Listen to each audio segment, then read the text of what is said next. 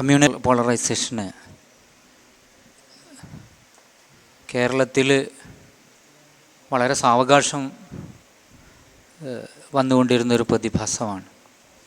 പക്ഷേ അടുത്ത കാലത്ത് അതിനല്പം വേഗത കൂടുന്നോ എന്ന ഒരു ഭയം നമുക്കൊക്കെ ഉണ്ടാകുന്നുണ്ട്. അതൊരു പക്ഷേ ഫോബിയ ആയിരിക്കാം, റിയാലിറ്റി ആകാതിരിക്കട്ടെ എന്നാണ് നമ്മൾ എല്ലാവരും ആഗ്രഹിച്ചു പോകുന്നത്.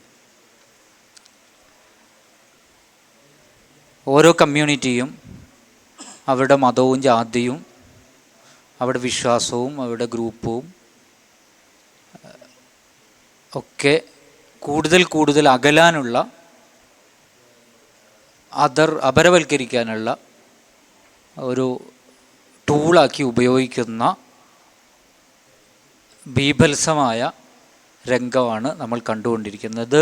ഒരു ജനാധിപത്യ സംവിധാനത്തിൽ വളരെയേറെ അപകടമുണ്ടാക്കിക്കൊണ്ടിരിക്കും. കുറച്ച് കാലങ്ങളായി നമ്മൾ ഇന്ത്യയിൽ കണ്ടുകൊണ്ടിരിക്കുന്ന, കേട്ടുകൊണ്ടിരിക്കുന്ന, നമ്മൾ വായിച്ചുകൊണ്ടിരിക്കുന്ന ചില വാർത്തകളും യാഥാർത്ഥ്യങ്ങളും അനുഭവങ്ങളും എല്ലാം നമ്മളെ അങ്ങനെയാണ് ചിന്തിപ്പിക്കുന്നത്.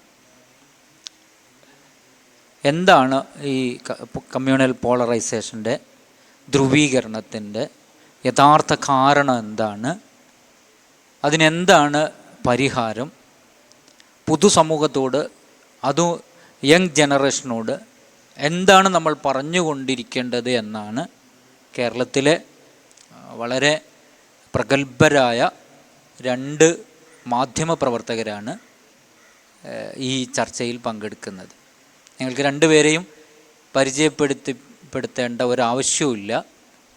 കേരളത്തിലെ നമ്മുടെ സെക്യുലർ ഫാബ്രിക്കിനെ നിലനിർത്തുന്നതിൽ വളരെ വലിയ സംഭാവനകൾ നൽകിയ മാധ്യമ സംവിധാനം ഒരുപക്ഷെ ഈ കാലത്ത് സെക്യുലർ ഫാബ്രിക്കിൽ നിന്ന് മാറി സഞ്ചരിച്ചു കൊണ്ടിരിക്കുന്ന ഒരു കാലത്ത് അതിൻ്റെ യഥാർത്ഥ ദൗത്യത്തെ വളരെ കൃത്യമായി മുറുക്കെ പിടിക്കുകയും അതിന് തീവ്രയത്നം നടത്തിക്കൊണ്ടിരിക്കുകയും ചെയ്യുന്ന, ത്യാഗം നിർഭരമായ സേവനങ്ങൾ നടത്തിക്കൊണ്ടിരിക്കുന്ന 2 പേരാണ്. ഒന്ന് ഈ സനീഷും മറ്റൊന്ന് ജീവൻ സാറും. 2 പേരും നമ്മോട് സംസാരിക്കും. ആദ്യം സനീഷ് സാറ് ആരംഭിക്കും. വളരെ പ്രധാനപ്പെട്ടൊരു വിഷയമാണ്, നമുക്കെല്ലാവർക്കും ധാരണയുള്ളൊരു വിഷയമാണ്. അങ്ങനെ ആർക്കും അറിയാത്തൊരു വിഷയമല്ല നമ്മൾ സംസാരിക്കാൻ വേണ്ടി പോകുന്നത്. നമ്മുടെ സൊസൈറ്റിയിലെ ഒരു ധ്രുവീകരണം, മതപരമായിട്ടും വിശ്വാസപരമായിട്ടുള്ള ധ്രുവീകരണം, അത് എത്രത്തോളം ഭീഷണമായിട്ടാണ് നമ്മുടെ സൊസൈറ്റി ആകെ കീഴടക്കുന്നത് എന്നതിനെക്കുറിച്ചുള്ള ആശങ്കയാണ്. ഇപ്പോൾ സംസാരിച്ച അദ്ദേഹവും അത് പറഞ്ഞു. ഞങ്ങൾ ഇരിക്കുന്ന ആളുകളെല്ലാം ആ ഒരു ആശങ്ക പങ്കുവെക്കുന്ന ആളുകളാണ്. ഒരുപക്ഷെ ഇതൊരു ഫോബി ആയിരിക്കാം എന്ന് അദ്ദേഹം പറഞ്ഞത് എനിക്ക് ശരിയാണ്, അങ്ങനെ ആയിരിക്കട്ടെ എന്ന് തോന്നി. നമ്മുടെ ഒരു ആശങ്ക മാത്രമാണിത് എങ്കിൽ അത് ആ ആശങ്ക നമ്മൾ സൂക്ഷിക്കുമ്പോൾ തന്നെ നമുക്കതിനകത്തൊരു സന്തോഷമുണ്ട്. കാരണം ആശങ്ക മാത്രമാണല്ലോ, നമ്മൾ ഭയപ്പെടേണ്ടതില്ല എന്ന്. പക്ഷേ യാഥാർത്ഥ്യത്തോട് ചേർന്ന് നോക്കുമ്പോൾ അതൊരു ഫോബി അല്ല. നമുക്കതറിയാം, അങ്ങനെയൊരു നമ്മുടെ സൊസൈറ്റി ധ്രുവീകരിക്കപ്പെട്ടുകൊണ്ടിരിക്കുകയാണ് മുൻകാലങ്ങളിലില്ലാത്ത വിധം എന്ന്. ഞാൻ OV വിജയൻ്റെ അദ്ദേഹം എഴുതിയ ഒരു കാര്യം ഞാൻ ഈ സെഷനിൽ സംസാരിക്കുമ്പോൾ വായിക്കാൻ വേണ്ടി കൊണ്ടുവന്നിട്ടുണ്ട്. അതൊന്ന് വായിക്കാം ഞാൻ. OV വിജയൻ്റെ വളരെ ഏറ്റവും പ്രശസ്തമായിട്ടുള്ള, മലയാളത്തിലെ തന്നെ ഏറ്റവും പ്രശസ്തമായ കഥകളിലൊന്നാണ് കടൽ തീരത്ത്. OV വിജയൻ എഴുതിയ ഒരു ചെറുകഥയാണത്. 3-4 പേജേ ഉള്ളൂ. നമുക്കറിയാം അതിൻ്റെ ബേസിക്കായിട്ടുള്ള കഥ എന്നാണ് എനിക്ക് തോന്നുന്നത്. ചിലരെങ്കിലും അത് വായിച്ചിട്ടുണ്ടാകും. നമ്മുടെ മലയാള ഭാഷയുടെ ചരിത്രത്തിലെ, ഇക്കാലം അത്രയുമുള്ള ചരിത്രത്തിലെ ഏറ്റവും പ്രധാനപ്പെട്ട കഥകളിൽ ഒരു 2-മത്തെയോ 3-മത്തെയോ ഒക്കെ സ്ഥാനത്ത് നിൽക്കുന്ന ഏറ്റവും പ്രശസ്തമായിട്ടുള്ള കഥയാണത്. അത് വായിക്കാത്ത ആളുകളുണ്ടെങ്കിൽ അത് വായിക്കണം. അത് മകൻ ഒരു കൊലപാതക കേസിൽ ജയിലിൽ വധശിക്ഷ കാത്ത് കിടക്കുമ്പോൾ അവിടേക്ക് പുറപ്പെടുന്ന ഒരു അച്ഛനെ കുറിച്ചുള്ള കഥയാണത്. നിങ്ങൾ വായിച്ചതിനെ പൂർണ്ണമായിട്ട് മനസ്സിലാക്കിയാൽ മതി. അച്ഛന് വളരെ സാധാരണക്കാരനായ ഒരു അച്ഛൻ, പാലക്കാടോ മറ്റോ ഉള്ളൊരു വളരെ ഉൾനാടൻ ഗ്രാമത്തിൽ നിന്ന് ഈ ജയിലിൽ കിടക്കുന്ന മകനെ കാണാൻ വേണ്ടിയിട്ട് അങ്ങോട്ടേക്ക് പോവുകയാണ്. അപ്പോൾ അമ്മ ഈ കുറ്റം ചെയ്ത് വധശിക്ഷയ്ക്ക് വിധിക്കപ്പെട്ട് കിടക്കുന്ന മകന് വേണ്ടിയിട്ട് ചോറ് പൊതി ഉണ്ടാക്കിയിട്ടുണ്ട്. അത് ജയിലിൽ അങ്ങനെ പുറത്തുനിന്ന് വരുന്ന ചോറ് പൊതികളൊന്നും സ്വീകരിക്കില്ല എന്നുള്ള കാര്യമൊന്നും അറിയുന്ന ആളുകളല്ല അവർ. അതുകൊണ്ട് ഈ വളരെ ദുഃഖാർദ്ധരായിട്ടുള്ള ഇങ്ങനൊരു വലിയ കുഴപ്പത്തിൽ തങ്ങളുടെ മകൻ ചെന്ന് പെട്ടല്ലോ എന്ന് വിചാരിച്ചിട്ട് അതിൽ വളരെ സങ്കടഭരിതമായിട്ടുള്ള അച്ഛനും അമ്മയും ചേർന്നിട്ട്, ഇതൊന്നും ഞാൻ ഈ പറയുന്ന ഭാഷയിലൊന്നും വിജയൻ പറയുന്നില്ല, പക്ഷേ അദ്ദേഹം ഈ അച്ഛൻ്റെ യാത്രയാണ് വിവരിക്കുന്നത്. ഈ ഗ്രാമത്തിൽ നിന്ന് ജയിലിലേക്കുള്ള അദ്ദേഹത്തിൻ്റെ യാത്ര, ഈ ചോറ്റുപുതി എടുത്തിട്ട് അതിനകത്ത് ഒരു പേജ് മാത്രം ഞാൻ വായിക്കാം. കോടച്ചി, തൻ്റെ കോടച്ചി എന്ന് വെച്ചാൽ ഭാര്യ എന്നാണ്, തൻ്റെ കോടച്ചി ഈ ചോറ് പൊതി കെട്ടുമ്പോൾ അതിലേക്ക് ഒരുപാട് കണ്ണുനീർ വീഴ്ത്തിയിരിക്കണം. കണ്ണുനീരിൻ്റെ ഓതം തോർത്തിൻ്റെ കെട്ടിലൂടെ കുതിർന്നു പിടിക്കുന്നു. തീവണ്ടി ആപ്പീസ് എത്താൻ ഇനിയും 4 കല്ല് നടക്കണം. കുറച്ച് നടന്നപ്പോൾ കുട്ട്യസൻ മാപ്പിള എതിരെ വരുന്നു. കുട്ട്യസൻ മാപ്പിള ആദരവോടെ വഴിമാറി നിന്നു. വെള്ളായിയെ, മാപ്പിള പറഞ്ഞു. മരക്കാരെ, വെള്ളായിയപ്പൻ പ്രതിവചിച്ചു. അതുമാത്രം 2 വാക്കുകൾ, പേരുകൾ. എന്നാൽ ആ വാക്കുകളിൽ ദീർഘവും സമ്പന്നങ്ങളുമായ സംഭാഷണ പരമ്പരകൾ അടങ്ങിയത് വെള്ളായിയപ്പനും കുട്ട്യസൻ മാപ്പിളയും അറിഞ്ഞു. മരക്കാരെ, നിങ്ങൾക്ക് ഞാൻ 15 ഉറുപ്പിക കടം വീട്ടാനുണ്ട്. അല്ല, 15 ഉറുപ്പികയും 4 അണയും. വെള്ളായി, ഈ യാത്രയിൽ അതിനെക്കുറിച്ച് ഓർക്കരുത്. മരക്കാരെ, ഇനി ഒരിക്കലും എനിക്കത് വീട്ടാൻ കഴിഞ്ഞെന്ന് വരില്ല. വീടാത്ത കടങ്ങൾ പടച്ചവൻ്റെ സൂക്ഷിപ്പുകളാണ്. അത് അങ്ങനെ തന്നെ ഇരിക്കട്ടെ. എൻ്റെ ഉള്ളു പൊട്ടുന്നു, എൻ്റെ പ്രാണൻ പറയുന്നു. പടച്ചവൻ തുണക്കട്ടെ, മുത്തുനബി തുണക്കട്ടെ, നിൻ്റെയും എൻ്റെയും ദൈവങ്ങൾ തുണക്കട്ടെ. കരിമ്പനപ്പട്ടകളിലെ കാറ്റ് ദൈവസാന്ദ്രമായി. കുട്ട്യസൻ മാപ്പിളയെ വിട്ടുകൊണ്ട് വെള്ളായിയപ്പൻ യാത്ര തുടർന്നു. ഇനിയും 4 കല്ല് നടക്കണം. അങ്ങനെയാണ് ആ കഥ മുന്നോട്ട് പോകുന്നത്. ഇതിനകത്ത് ഒ വി വിജയൻ വളരെ വർഷങ്ങൾക്ക് മുമ്പ് എഴുതിയ ഈ കഥ ഏത് നാട്ടിലും നടക്കുന്നൊരു സംഭാഷണമാണ്. വലിയ ദുരിതത്തിൽ, സങ്കടത്തിൽപ്പെട്ട് കിടക്കുന്ന ഒരു മനുഷ്യൻ നടന്നു പോകുന്നു. അയാളുടെ മതത്തിലോ വിശ്വാസത്തിലോ പെട്ടതല്ലാത്ത മറ്റൊരു മനുഷ്യൻ നേരെ വരുന്നു. ഇയാളുടെ ദുഃഖകരമായിട്ടുള്ള സാഹചര്യത്തിൽ, ഇവിടെ അത് മകൻ ഒരു കൊലപാതക കുറ്റത്തിൽ ജയിലിൽ കിടക്കുക എന്നുള്ളതാണ്. വളരെ ദരിദ്രനായുള്ള അച്ഛൻ അങ്ങോട്ടേക്ക് പോവുകയാണെന്ന് കുട്ട്യസൻ മാപ്പിളക്ക് അറിയാം. മറ്റൊരു മതത്തിൽപ്പെട്ട ആളാണെങ്കിലും എതിരെ വരുമ്പോൾ അയാളുടെ സങ്കടം എൻ്റെ കൂടെ സങ്കടമാണ്. എൻ്റെയും നിൻ്റെയും ദൈവങ്ങൾ തുണക്കട്ടെ എന്നാണ്. കുട്ട്യസൻ മാപ്പിൾക്ക് അറിയാം, ഏക ദൈവമേ ഉള്ളൂ. അദ്ദേഹം ആ ദൈവത്തിൻ്റെ വിശ്വാസിയാണ്. പക്ഷേ അങ്ങ് നിന്ന് വരുന്ന മറ്റേ മനുഷ്യൻ, അയാളുടെ ദുഃഖങ്ങളിൽ അയാളെ ചേർത്ത് നിർന്ന ദൈവം, അദ്ദേഹത്തിൻ്റെ വിശ്വാസം മറ്റൊന്നാണെന്ന് കുട്ട്യസൻ മാപ്പിളക്ക് അറിയാം. പടച്ചോൻ തുണക്കട്ടെ, മുത്തുനബി തുണക്കട്ടെ, എൻ്റെയും നിൻ്റെയും ദൈവങ്ങൾ തുണക്കട്ടെ എന്നാണ്. അതായത് നിനക്ക് ആശ്വാസം തരുന്ന നിൻ്റെ ദൈവം ഉണ്ടെങ്കിൽ അതുകൂടെ തുണക്കട്ടെ എന്നാണ്. അപരൻ്റെ, അവൻ ഏത് മതവിശ്വാസത്തിൽപ്പെട്ടവനാണെങ്കിലും അതോട് ചേർന്ന് നിൽക്കുക എന്ന വളരെ മാനുഷികമായിട്ടുള്ള, ദൈവം അനുശാസിക്കുന്ന, എല്ലാ മതങ്ങളും പറഞ്ഞു പഠിപ്പിച്ചിട്ടുള്ള, പ്രവാചകൻ തന്നെയും പറഞ്ഞു പഠിപ്പിച്ചിട്ടുള്ള, മറ്റ് ഇതര വിശ്വാസങ്ങളിൽപ്പെട്ട ആളുകളാണെങ്കിലും മനുഷ്യരുടെ ബുദ്ധിമുട്ടുകളോട് ചേർന്ന് നിൽക്കുക എന്ന എല്ലാ മതങ്ങളുടെയും അന്തസ്സത്തെയായിട്ടുള്ള മനുഷ്യ സ്നേഹം എന്ന മൂല്യം അവിടെ കഥ എഴുതുമ്പോൾ, 4 വരി കഥ എഴുതുമ്പോൾ, 4 പേജ് കഥ എഴുതുമ്പോൾ ഒ വി വിജയൻ്റെ മനസ്സിലേക്ക് വരികയാണ്. ഇതൊരു അസാധാരണമായ കാര്യമേ അല്ല. നമുക്കറിയാം, ഒ വി വിജയൻ കഥ എഴുതിയത് കൊണ്ട് എന്തെങ്കിലും ഒരു മതേതര സമൂഹത്തെ ഉണ്ടാക്കാൻ വേണ്ടിയിട്ടും പണിപ്പെട്ട് എഴുതിയതല്ല. മറിച്ച് നമ്മുടെ നാട്ടിലൊരു യാഥാർത്ഥ്യമാണ്. നിങ്ങൾക്ക് ഇതര മതത്തിൽപ്പെട്ട സുഹൃത്തുക്കളുണ്ടെങ്കിൽ ആ ഇതര മതത്തിൽപ്പെട്ട സുഹൃത്തുക്കളുടെ ബുദ്ധിമുട്ട് നിങ്ങളുടെയും ബുദ്ധിമുട്ടാണ്. പലസ്തീനിൽ അല്ലെങ്കിൽ ആ ഭാഗങ്ങളിൽ ക്രിസ്മസ് നടക്കുമ്പോൾ ക്രിസ്ത്യൻ വിശ്വാസികൾ തന്നെയും വിചാരിക്കുന്ന ഈ വർഷം ഞങ്ങൾക്ക് ഉത്സവമില്ല എന്നാണ്. ഞങ്ങൾക്ക് ഈ തവണ ഞങ്ങൾ ഉത്സവത്തിലേക്ക് പോകുന്നില്ല എന്നാണ്. എന്തുകൊണ്ടാണ്? കുഞ്ഞുങ്ങൾ ഇങ്ങനെ മരിച്ചു കൊല്ലപ്പെടുമ്പോൾ അത് എൻ്റെ കൂടെ ബുദ്ധിമുട്ടാണ് എന്ന് കരുതിയിട്ടാണ്.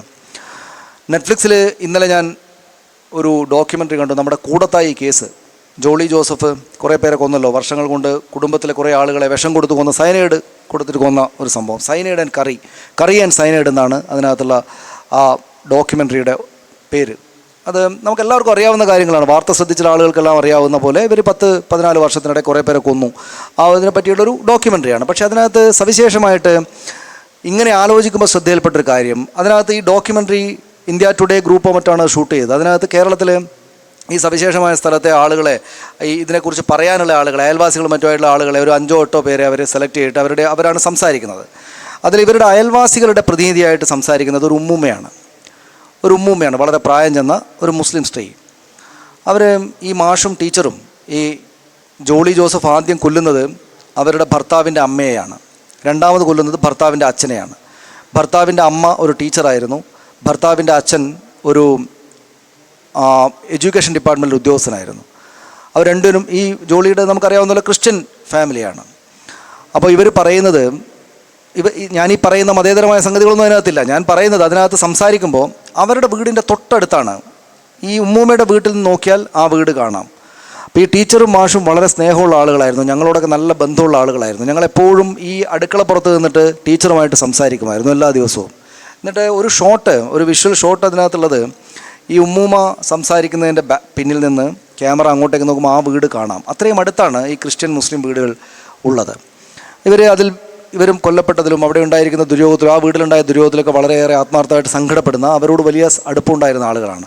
ഞാൻ ഈ വെള്ളായിയപ്പൻ്റെ കഥ പറഞ്ഞതും ഒ വി വിജയൻ്റെ കഥയിലുള്ള കാര്യമാണെങ്കിലും ഈ പറയുന്ന ഡോക്യുമെൻ്ററിൽ റിയാലിറ്റി ഉള്ളതാണെങ്കിലും ഒക്കെ നമ്മുടെ അതൊരു ബഹുസ്വര സമൂഹമാണ്. മുസ്ലിങ്ങളും ക്രിസ്ത്യാനികളും ഹിന്ദുക്കളും എല്ലാം ഇടകലർന്ന് ജീവിക്കുന്ന ഒരു സമൂഹമാണ്. പല സ്ഥലത്തും ഒരുപക്ഷെ, മറ്റ് സംസ്ഥാനങ്ങളിൽ ഒരുപക്ഷെ, അല്ലെങ്കിൽ പല രാജ്യങ്ങളിൽ ഒരുപക്ഷെ ഹിന്ദുക്കൾ താമസിക്കുന്ന, നമ്മുടെ തന്നെ പല സംസ്ഥാനങ്ങളിലും ഹിന്ദുക്കൾ താമസിക്കുന്നിടത്ത് ഹിന്ദുക്കളുടെ മാത്രം, മുസ്ലിങ്ങൾ മറ്റൊരു സ്ഥലത്ത്, ക്രിസ്ത്യാനികൾ മറ്റൊരു സ്ഥലത്ത്, അത് ഈ കാലത്ത് കൂടി വരികയും ചെയ്യുകയാണ്. ഘറ്റോഐസേഷൻ എന്ന് പറയും, നിങ്ങളത് വായിച്ച് പഠിച്ചിട്ടുണ്ടാകും. ഘറ്റോഐസേഷൻ, മുസ്ലിങ്ങളെ, ഒരു പാവപ്പെട്ട മുസ്ലിങ്ങളെ, സമ്പത്തില്ലാത്ത ആളുകളെ ഒരു സൈഡിലേക്ക് മാറ്റുക, അവരൊരു ചെറിയ പ്രദേശത്ത് മാത്രമായിട്ട് നിൽക്കുക, ഹിന്ദുക്കൾ ഇപ്പുറത്ത് താമസിക്കുക, പരസ്പരം ഇഴുകിച്ചേരാത്ത, പരസ്പരം കൊടുക്കൽ വാങ്ങലുകളില്ലാത്ത സമൂഹമായിട്ട് വികസിക്കുക. കേരളം ഒരു കാലത്തും അങ്ങനെ ആയിരുന്നില്ല. എനിക്ക് ഇവിടെ മുസ്ലിങ്ങളുടെ ആചാരങ്ങളെക്കുറിച്ച്, മുസ്ലിങ്ങളുടെ അവർ ഏത് വിധത്തിലുള്ള അവരുടെ സവിശേഷതകളെക്കുറിച്ച്, അവരുടെ ഉടുപ്പിൻ്റെ സവിശേഷതകളെക്കുറിച്ച് എനിക്കറിയാം. ഒരു മുസ്ലിം സഹോദരന് ഹിന്ദു സഹോദരൻ എവിടെയാണ് പോകുന്നത്, എന്തൊക്കെ ഉത്സവങ്ങളാണ് അയാൾ പങ്കെടുക്കുന്നതെന്ന് നമ്മുടെ നാട്ടിലെല്ലാവർക്കും അറിയാം. ഈ ബഹുസ്വരത നിലനിർത്തുക, പരസ്പരമുള്ള സംശയങ്ങളില്ലാതിരിക്കുക. എല്ലാ കാലത്തും നാട്ടിൽ മതപരമായിട്ടുള്ള പ്രശ്നങ്ങൾ, വിശ്വാസപരമായിട്ടുള്ള പ്രശ്നങ്ങൾ ഉണ്ടായിട്ടുണ്ട്. പക്ഷേ നമ്മുടെ നാട്ടിൽ സവിശേഷമായിട്ടുള്ളത്, ഇവിടുത്തെ ഹിന്ദുത്വ പാർട്ടിയുടെ നേതാക്കൾക്ക് പോലും മുസ്ലിം അല്ലെങ്കിൽ ക്രിസ്ത്യൻ എന്നൊക്കെ പറഞ്ഞാൽ ആകെപ്പാടെ എതിർക്കപ്പെടേണ്ട ആളുകളാണ് എന്ന തോന്നൽ ഇല്ല. അല്ലെങ്കിൽ ഒരു മുസ്ലിമായിട്ട് മാത്രം ജീവിക്കുന്ന ഒരു വളരെ വളരെ മതവിശ്വാസിയായിട്ടുള്ള ഒരാൾക്ക് ഹിന്ദു മതത്തോടോ അതിൽപ്പെട്ട ആളുകളോടോ വിദ്വേഷമില്ല. ക്രിസ്ത്യാനികൾക്കാണെങ്കിൽ അങ്ങനെ ഒരു വിദ്വേഷമില്ല. ഞാൻ നേരത്തെ ഈ ഒ വി വിജയൻ അടക്കമുള്ള ആളുകൾ എഴുതിയ കഥകളിൽ കാണുന്ന പോലുള്ള ഒരു ബഹുസ്വര സമൂഹത്തിനകത്തുള്ള ആളുകളാണ് നമ്മളാകെ തന്നെയും. പക്ഷേ അതാണ് കേരളം. അത് കൂടുതലായിട്ട് വിശദീകരിക്കേണ്ടതില്ല എന്ന് എനിക്ക് തോന്നുന്നു. അതാണ് കേരളം. അതായത് ഒരാൾക്കിവിടെ ഹിന്ദുമത വിശ്വാസിയായിരിക്കാനുള്ള എല്ലാ അവകാശാധികാരങ്ങളും ഉണ്ട്. ഞാനൊരു ഹിന്ദുമത വിശ്വാസിയാണ്, എൻ്റെ ദൈവങ്ങളാണ് എൻ്റെ ദൈവങ്ങൾ എന്ന് വിചാരിക്കാൻ, എൻ്റെ ദൈവങ്ങളിലാണ് ഏറ്റവും പ്രധാനപ്പെട്ട എൻ്റെ ആരാധനാമൂർത്തികളെന്ന് വിചാരിക്കാനും അതിൻ്റെ വളരെ അവകാശബോധത്തോടെ അതിൻ്റെ അമ്പലങ്ങളിലും ക്ഷേത്രങ്ങളിലും ആചാരങ്ങളിലും ഒക്കെ ഏർപ്പെടാനുള്ള അവകാശമുള്ളൊരു നാടാണ് നമ്മുടെ നാട്. മുസ്ലിങ്ങൾക്ക് തങ്ങളുടേതായ സവിശേഷതകൾ, തങ്ങളുടെ മതം തങ്ങളോട് പറഞ്ഞിരിക്കുന്ന ജീവിതചര്യ പാലിച്ചുകൊണ്ട് ജീവിച്ച് മുന്നോട്ട് പോകാനുള്ള എല്ലാ അവകാശങ്ങളുമുള്ള, എല്ലാത്തരം വളരെ സ്വതന്ത്രമായിട്ട് സമൂഹത്തിൽ പെരുമാറാനുള്ള അവകാശമുള്ളൊരു നാടാണ്. ഈ 2 പേരും അല്ലെങ്കിൽ 3 കൂട്ടരും 4 കൂട്ടരും പല വിശ്വാസ പ്രമാണങ്ങളിൽപ്പെട്ട ആളുകൾക്കും ഒരേ സ്ഥലത്തിരുന്ന് ചായ കുടിക്കാനും ഭക്ഷണം കഴിക്കാനും പരസ്പരം കമ്മ്യൂണിക്കേറ്റ് ചെയ്യാനും രാഷ്ട്രീയം ചർച്ച ചെയ്യാനും അങ്ങനെയുള്ള അവർക്ക് പൊതുവായിട്ട് നിൽക്കാനുള്ളൊരു സ്ഥലവും കൂടെയുള്ള വളരെ വിശാലമായൊരു നാടാണ് കേരളം. ആ കേരളത്തിൻ്റെ ആ സവിശേഷത എന്നത് വളരെ വളരെ പ്രധാനപ്പെട്ട ഒരു സംഗതിയാണ്. പക്ഷേ അതിനെ വിള്ളലുണ്ടാക്കാനുള്ള ബോധപൂർവമായിട്ടുള്ള ശ്രമം നമ്മുടെ നാട്ടിൽ നടക്കുന്നുണ്ട്. അത് നേരത്തെ പറഞ്ഞതുപോലെ നമ്മൾ ഇതുപോലൊരു ചർച്ചയിൽ അത് വിശദമായിട്ട് ഡീറ്റെയിൽഡായിട്ട് പോകേണ്ടതുണ്ടോ എന്നെനിക്കറിയില്ല. ഞാനത് അങ്ങനെ പോകേണ്ടതില്ല എന്നാണ് ഞാൻ വിചാരിക്കുന്നത്. നമ്മുടെ ISIS പോലുള്ളൊരു തീവ്രവാദ സംഘം നമ്മുടെ നാട്ടിൽ വന്നു, ലോകത്താകെ വന്നു. നമ്മുടെ മത പണ്ഡിതന്മാരാകെ, എല്ലാ മതപണ്ഡിതന്മാരും, അതായത് ഇസ്ലാം മതത്തിൻ്റെ ബഹുമാനിക്കപ്പെടുന്ന പല ശാഖകളിലെ ആളുകളെല്ലാം, എനിക്ക് ഓർമ്മയുണ്ട്, ഞാനും സജീവൻ സാറും ഒക്കെ മാധ്യമപ്രവർത്തകരായിരുന്ന ആളെ, എനിക്ക് ഓർമ്മയുണ്ട്, ഇതിനെ തള്ളിക്കളയാണ് ചെയ്തത്. ഹിംസ ഞങ്ങളുടേതല്ല, ഇത് മതത്തിൻ്റെ അല്ല, ഈ തീവ്രവാദം ഈ പറയുന്ന ഇവർ ചെയ്യുന്ന ഈ ചര്യകൾ പ്രവർത്തികൾ മതത്തിൻ്റെ കാര്യങ്ങളല്ല എന്ന് പറഞ്ഞ് തള്ളിക്കളയാണ് ചെയ്തത്. പക്ഷേ ഇവിടുത്തെ ഹിന്ദുത്വ പാർട്ടിയാണെങ്കിലും മറ്റു പാർട്ടികളാണെങ്കിലും ഈ തീവ്രവാദത്തിൻ്റെ ആകെ ഉത്തരവാദിത്വം ഇസ്ലാമിൻ്റേതാണെന്ന് പറഞ്ഞ് പ്രചരിപ്പിക്കാൻ നോക്കും. പക്ഷേ കേരളത്തിലെ ബഹുസ്വര സമൂഹം ഒറ്റക്കെട്ടായിട്ടാണ് നിന്നത്. കേരളത്തിൽ ഇത് ഏതെങ്കിലും ഇസ്ലാമിൽപ്പെട്ട ആളുകളുടെ ആരുടെയെങ്കിലും ഒരു ഉത്തരവാദിത്തമല്ല, മറിച്ച് ഇത് ഹിന്ദുവും ക്രിസ്ത്യനും മുസ്ലിമും ഒക്കെ അടങ്ങുന്ന പൊതുസമൂഹത്തിൻ്റെ ആകെ ഉത്തരവാദിത്തമാണ് ഈ പറയുന്ന ഇസ്ലാം ആകെ കുഴപ്പക്കാരാണ് എന്ന ഒരു വായനയെ, ഒരു എതിർപ്പിനെ, ഒരു കുറ്റം പറച്ചിലിനെ എതിർക്കേണ്ടത് എന്ന്. ഞാൻ പറഞ്ഞത് ഒരു മുസ്ലിമായിട്ടുള്ള ആളല്ല എതിർക്കുന്നത്, ഹിന്ദുവും ക്രിസ്ത്യനും ഒക്കെ ആയിട്ടുള്ള നമ്മുടെ മലയാളി എന്ന് പറയുന്ന കേരളം എന്ന് പറയുന്ന സംസ്ഥാനം ആകെയാണ് ഈ ഹിന്ദുത്വ പാർട്ടിയെ അല്ലെങ്കിൽ ഈ മതവർഗീയ പാർട്ടിയെ, ഈ മതവർഗീയമായിട്ട് മാത്രം കാര്യങ്ങളെ കാണുന്ന ആളുകളെ എതിർക്കുന്നത്. ഈ ഒരു ബഹുസ്വര സമൂഹത്തിന് എത്രയോ വർഷങ്ങളുടെ പഴക്കമുള്ളത് കൊണ്ടാണ്, ഈ വെള്ളായപ്പനും മരക്കാരും ഒന്നിച്ച് ജീവിക്കുന്ന സമൂഹമുള്ളത് കൊണ്ടാണ് ഈ ജോളിയുടെ മത്തായി ചേട്ടനും ഈ സൂസന്ന ടീച്ചറും താമസിക്കുന്നതിൻ്റെ തൊട്ടടുത്ത് ഈ ഉമ്മുമ്മയുടെ വീടുള്ളത് കൊണ്ടാണ്, പരസ്പരം മനസ്സ് അറിയുന്ന ആളുകളായതുകൊണ്ടാണ്, അവരവരുടെ മതചര്യകൾ ആചരിക്കുമ്പോൾ തന്നെയും അപരൻ്റെ ജീവിതചര്യയെ ബഹുമാനിക്കാനും കൂടെ ശേഷിയുള്ളൊരു വലിയ സൊസൈറ്റി ആയതുകൊണ്ടാണ് അങ്ങനെ അത്തരമൊരു സന്ദർഭം വന്നപ്പോൾ എല്ലാവരും ഒന്നിച്ചെഴുന്നേറ്റ് നിന്നിട്ട് ഇത് കേരളത്തെ ചീത്ത വിളിക്കാൻ ഞങ്ങൾ അനുവദിക്കില്ല എന്ന നിലപാട് സ്വീകരിച്ചത്. അതിനെ പക്ഷേ ബ്രേക്ക് ചെയ്യാനുള്ള ശ്രമം വലിയ തോതിൽ നമ്മുടെ നാട്ടിൽ നടക്കുന്നുണ്ട്. ഞാനത് വിശദമായിട്ട് നമ്മുടെ ചോദ്യങ്ങൾക്ക് ഉത്തരമായിട്ട് പറയാം. അതിലേറ്റവും പ്രധാനപ്പെട്ട ഈ സൊസൈറ്റിയുടെ സ്നേഹനിർഭരവും പരസ്പര സ്നേഹത്തിലും സഹകരണത്തിലും അധിഷ്ഠിതമായിട്ടുള്ള, മനുഷ്യ നന്മതയിൽ അധിഷ്ഠിതമായിട്ടുള്ള വിശ്വാസ പ്രമാണങ്ങൾ ഏതായാലും, ഏത് വിശ്വാസ പ്രമാണങ്ങളിൽ ആ വിശ്വാസ പ്രമാണങ്ങളിൽ അടിയുറച്ച് ആ ചര്യകൾ പാലിച്ച് ജീവിക്കുന്നവരാണെങ്കിലും അവർക്ക് തമ്മിൽ പരസ്പര സൗഹൃദത്തിൻ്റെ ഒരു നിലയുണ്ടാക്കാൻ പറ്റും എന്ന് മനസ്സിലാക്കുന്ന ഒരു സൊസൈറ്റിയെ ഛിന്ന ഭിന്നമാക്കാനുള്ള ശ്രമം നടക്കുന്നുണ്ട്. ആ ശ്രമം നടത്തുന്നത് പ്രധാനമായിട്ടും നമ്മുടെ നാട്ടിലെ മാധ്യമങ്ങളാണ് എന്നാണ് ഞാൻ പറയുക. ഞാനൊരു മാധ്യമപ്രവർത്തകനാണ്. പ്രധാനപ്പെട്ട മുഖ്യധാര മാധ്യമങ്ങളിലൊക്കെ ഒരുപാട് കാലം ജോലി ചെയ്ത ആളാണ്. പക്ഷേ ഈ മാധ്യമങ്ങൾ അറിഞ്ഞോ അറിയാതെയോ പുറത്തു നിന്നുള്ള സമ്മർദ്ദങ്ങൾക്ക് വഴങ്ങിയോ അവർ ചെയ്യുന്ന കാര്യങ്ങളുടെ ആത്യന്തിക ഫലം കേരളത്തിൻ്റെ ഈ മനോഹരമായിട്ടുള്ള ഈ പരസ്പര സ്നേഹത്തിൻ്റെയും പരസ്പര സാഹോദര്യത്തിൻ്റെയും അവസ്ഥയെ ഈ ബ്രേക്ക് ചെയ്യുക എന്നുള്ളതാണ്.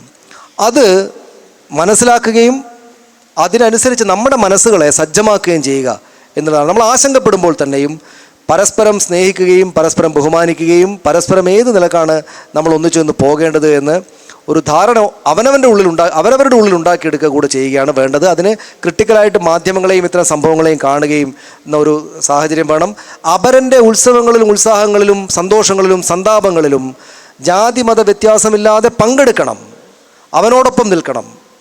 എൻ്റെ മതവിശ്വാസപരമായിട്ടുള്ള എൻ്റെ ചര്യകളെ അങ്ങേയറ്റം തീവ്രമായി മുറുകെ പിടിച്ചുകൊണ്ട് തന്നെ ഞാൻ ഒരു മതവിശ്വാസത്തിൽ വിശ്വാസിയാണ്, ആ വിശ്വാസത്തിൻ്റെ ചര്യകളെ ഞാൻ തീവ്രമായി തന്നെയും എൻ്റെ കൂടെ ചേർത്ത് നിർത്തും, എൻ്റെ ജീവിതമാണത് എന്ന് പറയുമ്പോൾ തന്നെയും അപരൻ്റെ വിശ്വാസ പ്രമാണങ്ങളോടും ബഹുമാനത്തോടെ പരസ്പര സാഹോദര്യത്തോടെ കലർന്ന് ജീവിച്ചു പോവുക എന്നുള്ളതാണ് നമ്മൾ ഇതിനെ ബ്രേക്ക് ചെയ്യാനുള്ള ഒരു ഏറ്റവും പ്രധാനപ്പെട്ട ഒരു ചര്യയായിട്ട് ഞാൻ വിചാരിക്കുന്നത്. ബാക്കി നമുക്ക് ഇതിന് ബാക്കിയായിട്ട് പറയാം. വളരെ കൃത്യമായ നിരീക്ഷണമാണ്. നമ്മളുടെ കേരളത്തിലുണ്ടായിരുന്ന പ്ലൂറലിസത്തിൻ്റെ യാഥാർത്ഥ്യം ഒ വി വിജയൻ്റെ തീരമെന്ന കഥയിലൂടെ വെള്ളായപ്പനെയും അതേപോലെ തന്നെ മരക്കാരെയും അവതരിപ്പിക്കുന്നതിലൂടെ സനീഷ് സാറ് നമ്മളോട് സംസാരിച്ചു. അതിനുശേഷം പരസ്പരം ഏകിച്ചേർന്നുള്ള ജീവിതമാണ് പരിഹാരമെന്ന് കൂടി പറഞ്ഞു. ഇത് തകർക്കുന്നത് മാധ്യമങ്ങളാണ്. അറിഞ്ഞോ അറിയാതെയോ അറിവ് മറ്റുള്ളവരെക്കുറിച്ചുള്ള, നമ്മുടെ കൂടെ ജീവിക്കുന്നവരെക്കുറിച്ചുള്ള അറിവ് ആണ് അവരുടെ മതങ്ങളെക്കുറിച്ച്, അവരുടെ വിശ്വാസങ്ങളെക്കുറിച്ച്, അവരുടെ ജീവിതത്തെക്കുറിച്ച് കൃത്യമായി അറിയുകയും സ്വന്തമായ വിശ്വാസത്തെ തീവ്രമായി തന്നെ മുറുകെ പിടിക്കുകയും ചെയ്യലാണ് പരിഹാരം എന്നാണ് സനീഷ് സാർ പറഞ്ഞു വെച്ചത്. ഇതേപോലെ മുസ്ലിം സുഹൃത്തിനെക്കുറിച്ചും ഒക്കെ ദീർഘമായി എഴുതിയ പുസ്തകം തന്നെ എഴുതിയ സജീവൻ സാറ് നമ്മോട് സംസാരിക്കും. ഇവിടെ മോഡറേറ്റർ തുടക്കത്തിൽ പറഞ്ഞൊരു കാര്യമുണ്ട്. ഈ ധ്രുവീകരണം യാഥാർത്ഥ്യമാണ്, അത് ഫോബിയയാണ് എന്ന് നമുക്ക് ആശ്വസിക്കാം. ഫോബിയ എന്ന് പറഞ്ഞാൽ ഭയമാണല്ലോ, അത് മാറ്റിയെടുക്കാം. ഒരാൾക്കുണ്ടാവുന്ന ഭയം മാറ്റിയെടുക്കാൻ എളുപ്പമാണ്. പക്ഷേ ഇവിടെ ഈ ഫോബിയ ആയുധമാണെങ്കിലോ, സത്യത്തിൽ ഈ പറയുന്ന അന്യമത വിരോധമെന്ന് പറയുന്ന ഫോബിയ ആയുധമാണ്. ഇവിടെ ഇന്ത്യയിൽ എത്രയോ കാലമായിട്ടുള്ളതാണ്, കേരളത്തിലേക്ക് കടക്കില്ല എന്ന് നമ്മൾ വിചാരിച്ചാണ്. പക്ഷേ ഇപ്പോൾ കേരളത്തിൽ അതിനേക്കാൾ കൂടുതൽ വേഗത്തിലാണ് ഇത് വരുന്നത്. ഇതൊരു വലിയ ആയുധമാണ്. അതെന്തിനു വേണ്ടി എന്നുള്ള കാര്യം നമുക്ക് കൃത്യമായിട്ട് അറിയാം. ഏറ്റവും പ്രധാനപ്പെട്ട പ്രശ്നം എന്ന് പറയുന്നത്, നിങ്ങൾക്ക് തൊട്ടടുത്തിരിക്കുന്ന ആളുകൾ നിങ്ങളുടെ സുഹൃത്തായിരിക്കാം, ഒക്കെ ആയിരിക്കാം. പക്ഷേ ആ ആളുടെ പേര് വേറൊന്നാണ് എങ്കിൽ, ആ ആളുടെ രാഷ്ട്രീയം വേറൊന്നാണ് എങ്കിൽ ഉടനെ നമുക്കിടയിൽ ഒരു വലിയ ഉണ്ടാവുന്നുണ്ടുള്ള കാര്യത്തിലൊരു സംശയമില്ല. ഞാൻ വളരെ കൃത്യമായിട്ട് നേരത്തെ സനീഷ് പറഞ്ഞ പോലെ ഞങ്ങളൊക്കെ ഈ മതേതര വിശ്വാസികളാണ് എന്നുള്ളതിൽ ഞങ്ങൾക്ക് അഭിമാനമുണ്ട്. ഞാനൊരു പ്രത്യേക ജാതിയിൽ വിശ്വസിക്കുന്നില്ല, പൂർണ്ണമായിട്ടും ജാതിയിൽ വിശ്വസിക്കുന്നില്ല. എൻ്റെ സർട്ടിഫിക്കറ്റിലൊക്കെ ഇത് ഉണ്ടായേക്കാം. ഞാനൊരു പ്രത്യേക മതവിശ്വാസിയല്ല. എല്ലാ മതങ്ങളും പഠിക്കുന്ന ഒരാളാണ്, പഠിച്ചിട്ടുണ്ടെന്ന് അത്യാവശ്യം അഭിമാനമുള്ള ആളുമാണ്. അതുകൊണ്ട് തന്നെ പണ്ട് ശ്രീനാരായണ ഗുരു പറഞ്ഞ പോലെ പല മതസാരവും ഏകം, എല്ലാ മതങ്ങളിലും പറയുന്നത് നന്മയാണ് എന്ന് ഏതാണ്ടൊരു ബോധ്യമുള്ള ഒരാളാണ്. അതുകൊണ്ട് തന്നെ നിങ്ങളുടെ അടുത്തിരിക്കുമ്പോൾ എനിക്ക് വേറെ പ്രശ്നം വരുന്നില്ല. ഞാൻ നേരത്തെ ഉസ്താദിനോട് പറഞ്ഞോട്, അടുത്തിരിക്കുമ്പോൾ പലപ്പോഴും പല ആളുകൾക്കും പ്രശ്നം ഉണ്ടാവുന്ന അനുഭവമുണ്ട്. കഴിഞ്ഞ് കുറച്ച് മുമ്പേ, ഏതാണ്ട് 1.5 മാസം മുമ്പേ കോഴിക്കോട്ട് എൻ്റെ കുറേ സുഹൃത്തുക്കളുടെ ഒരു കുടുംബ സദസ്സ് ഉണ്ടായിരുന്നു. അത് 6 മണിക്കാണ് വെച്ചിരുന്നത്. എനിക്കാണെങ്കിൽ 6 മണിക്ക് തന്നെ വേറെ പരിപാടിയിൽ സംസാരിക്കണം. കോഴിക്കോട് ഫ്രൈഡേ ക്ലബ്ബ് ഉണ്ട്, സനീഷൊക്കെ അറിയാം.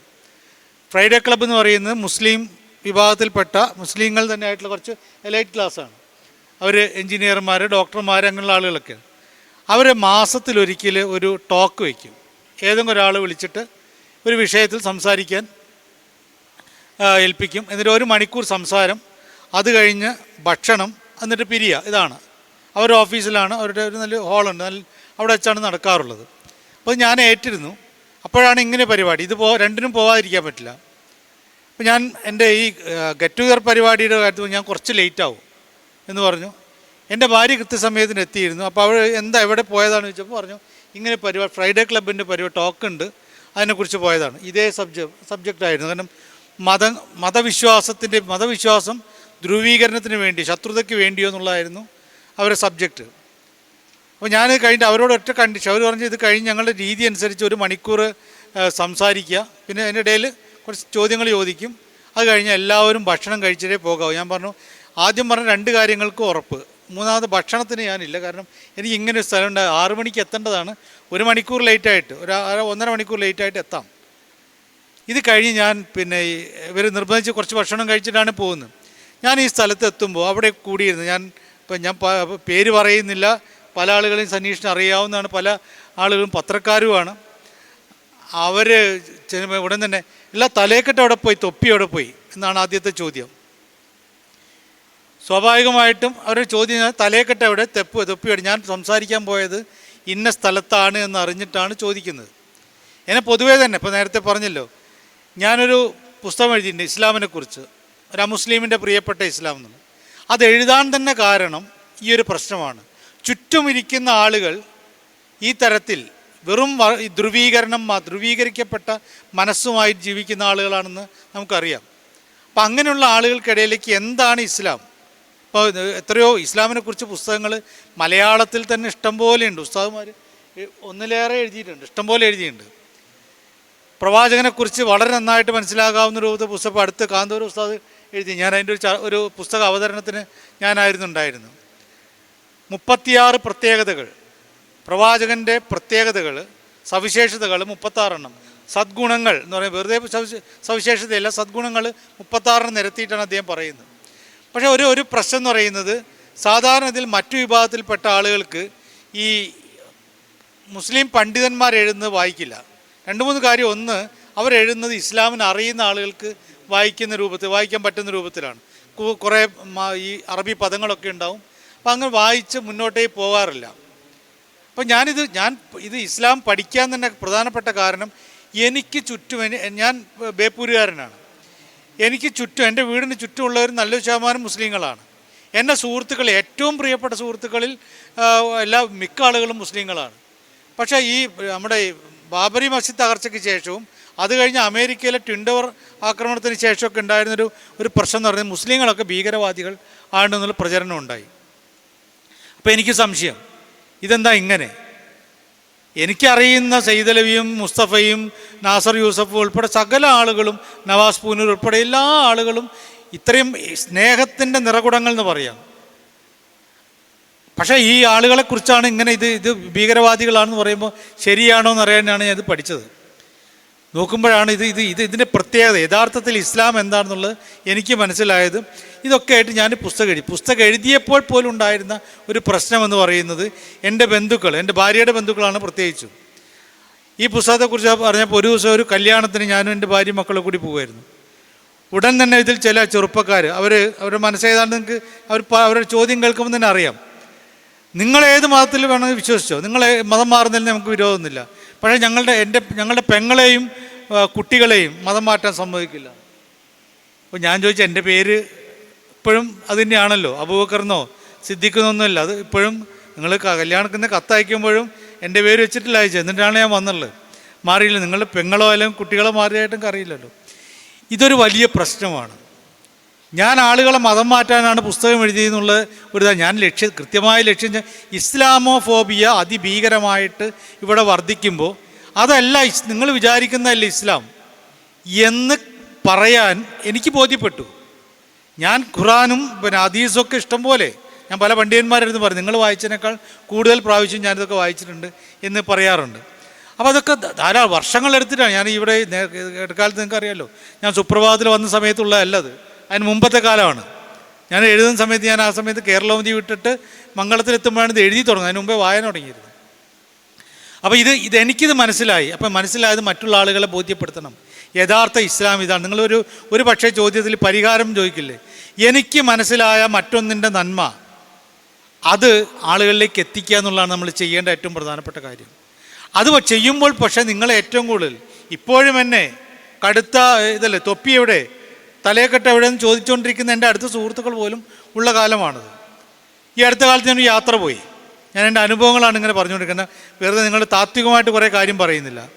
അടുത്ത കാലത്തൊരു യാത്ര പോയപ്പോൾ അതിലൊരു പ്രത്യേക മതവിഭാഗത്തിൽ പേരുകൊണ്ട് മതവിഭാഗത്തിൽപ്പെട്ട, ഇപ്പം ഞാനും കൂടി അതിൽ പെടുന്നതുകൊണ്ട് ആ പ്രത്യേക മതവിഭാഗത്തിൽപ്പെട്ട ആളുകളാണെന്ന് പറയാം.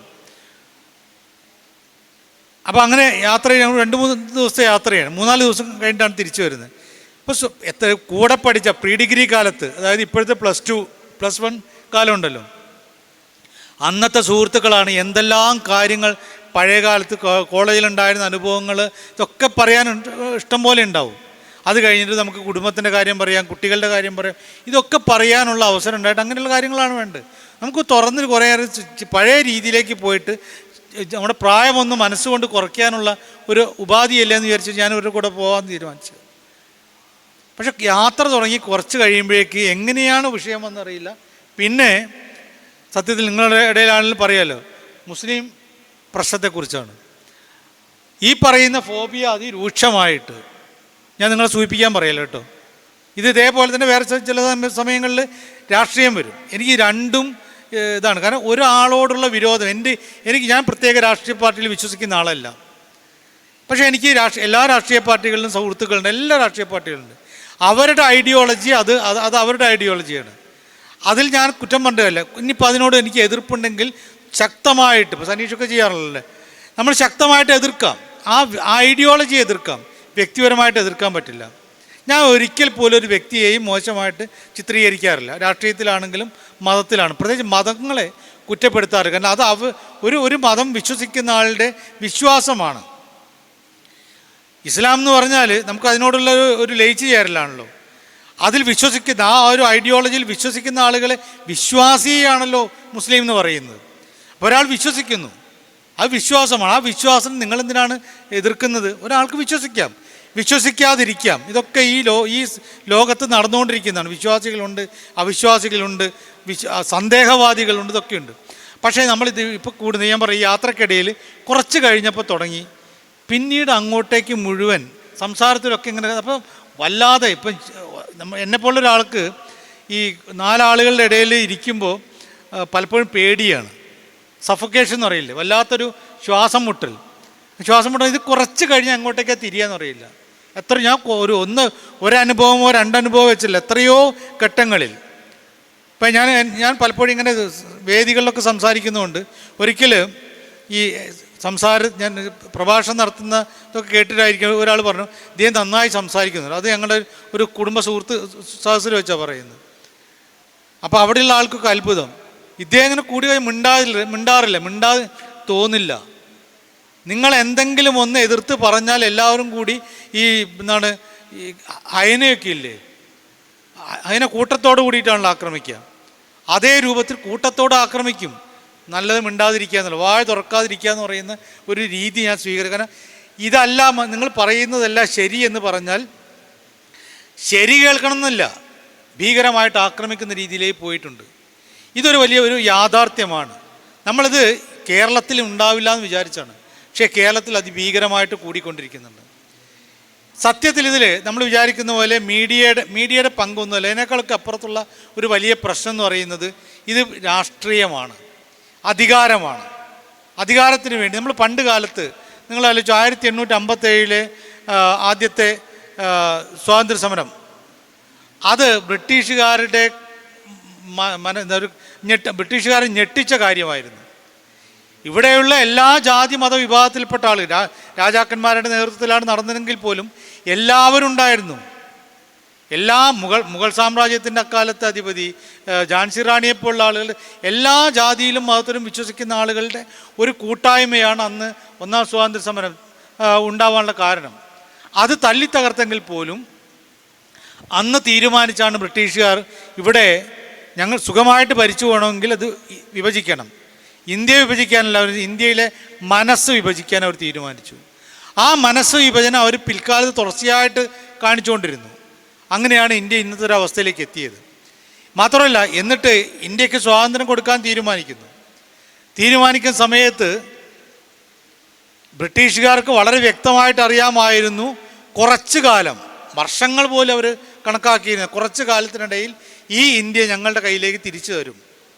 ഒരിക്കൽ പോലും ഈ ഇന്ത്യ ഇതേപോലെ നിലനിൽക്കാൻ പോകുന്നില്ല എന്ന് അവർ വിചാരിച്ചിരുന്നു. ഇവിടെ നമുക്ക് സ്വാതന്ത്ര്യം തരുന്ന സമയത്ത് ക്ലെമന്റ് അറ്റ്ലി ആയിരുന്നു ബ്രിട്ടീഷ് പ്രധാനമന്ത്രി. അതിനു മുമ്പേ ചർച്ചിലായിരുന്നു, വിൻസ്റ്റൺ ചർച്ചിൽ അക്കാലത്ത് ആവർത്തിച്ച് പ്രസംഗിച്ചുകൊണ്ടിരുന്നൊരു കാര്യം, ഈ അന്ന് കോൺഗ്രസ്സുകാർ അദ്ദേഹം ബ്രാഹ്മണന്മാർ എന്നാണ് പറയുക, ഈ ബ്രാഹ്മണന്മാർക്ക് സ്വാതന്ത്ര്യം കൊടുത്താൽ, അവർ ബ്രാഹ്മണന്മാർ നേതൃത്വം നൽകുന്ന പാർട്ടിക്ക് സ്വാതന്ത്ര്യം കൊടുത്താൽ ഒരു കാലഘട്ടത്തിലും അത് നിലനിൽക്കാൻ പോകുന്നില്ല, ഇവിടെ അടിച്ച് പിരിയും. ബ്രിട്ടീഷുകാരെ മൊത്തം, ഇന്ത്യ എന്ന പേരിൽ പുസ്തകം എഴുതിയിട്ടുള്ളൊരു ബ്രിട്ടീഷുകാരനുണ്ട്. അദ്ദേഹം ആ പുസ്തകം എഴുതുമ്പോൾ തന്നെ ഇന്ത്യ എന്നൊരു സംഭവം ഉണ്ടായിരുന്നില്ല, ഇനിയൊരിക്കലും ഉണ്ടാകാൻ പോകുന്നില്ല, ഒരു കാലത്ത് നിലനിൽക്കില്ല എന്ന് പറഞ്ഞിട്ട് അദ്ദേഹം പറയുന്ന പ്രധാനപ്പെട്ട 100 കണക്കിന് ജാതികൾ, ഒട്ടേറെ മതങ്ങൾ, എത്രയോ ഭാഷകൾ, അതിലേറെ ഉപഭാഷകൾ, അങ്ങേറ്റത്തെ വ്യത്യസ്തമായ സംസ്കാരം, ഇതെല്ലാം ഉള്ള ഒരു പ്രദേശത്തിന് രാജ്യമായിട്ട് നിലനിൽക്കാൻ കഴിയില്ല എന്നായിരുന്നു.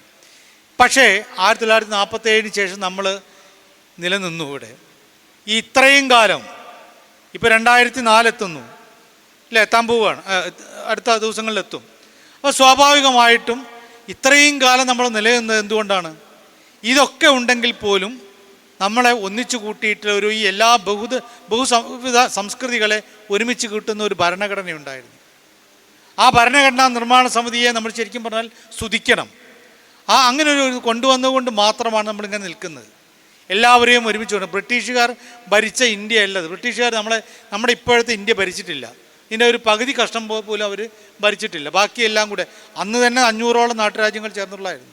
അപ്പം ഇങ്ങനെ ഒരു സ്ഥലത്ത് നമുക്ക് നിൽക്കാൻ പറ്റി. പക്ഷേ ഇപ്പോൾ അധികാരം വീണ്ടെടുക്കാൻ വേണ്ടിയിട്ട് കുറച്ചു കാലമായിട്ട് അധികാരത്തിന് വേണ്ടിയിട്ടുള്ളൊരു തർക്കമാണ്. അപ്പോഴാണ് ഈ ധ്രുവീകരണം ഉണ്ടായത്. ആ ധ്രുവീകരണം ഉത്തരേന്ത്യയിൽ വളരെ ശക്തമായി. ഇനി ലക്ഷ്യം കേരളം പോലുള്ള സംസ്ഥാനങ്ങൾ പിടിച്ചെടുക്കുകയാണ്. അതിന് വേണ്ടിയുള്ള ഒരു കൃത്യമായിട്ടുള്ള അതിൽ നേരത്തെ മാധ്യമങ്ങളുടെ പങ്ക് പറയല്ലേ, മാധ്യമങ്ങൾ കുറേ പേര് ഏതാണ്ട് ഇതേ രൂപത്തിൽ ധ്രുവീകരിക്കപ്പെട്ട മനസ്സുമായിട്ട് മാറിക്കഴിഞ്ഞു.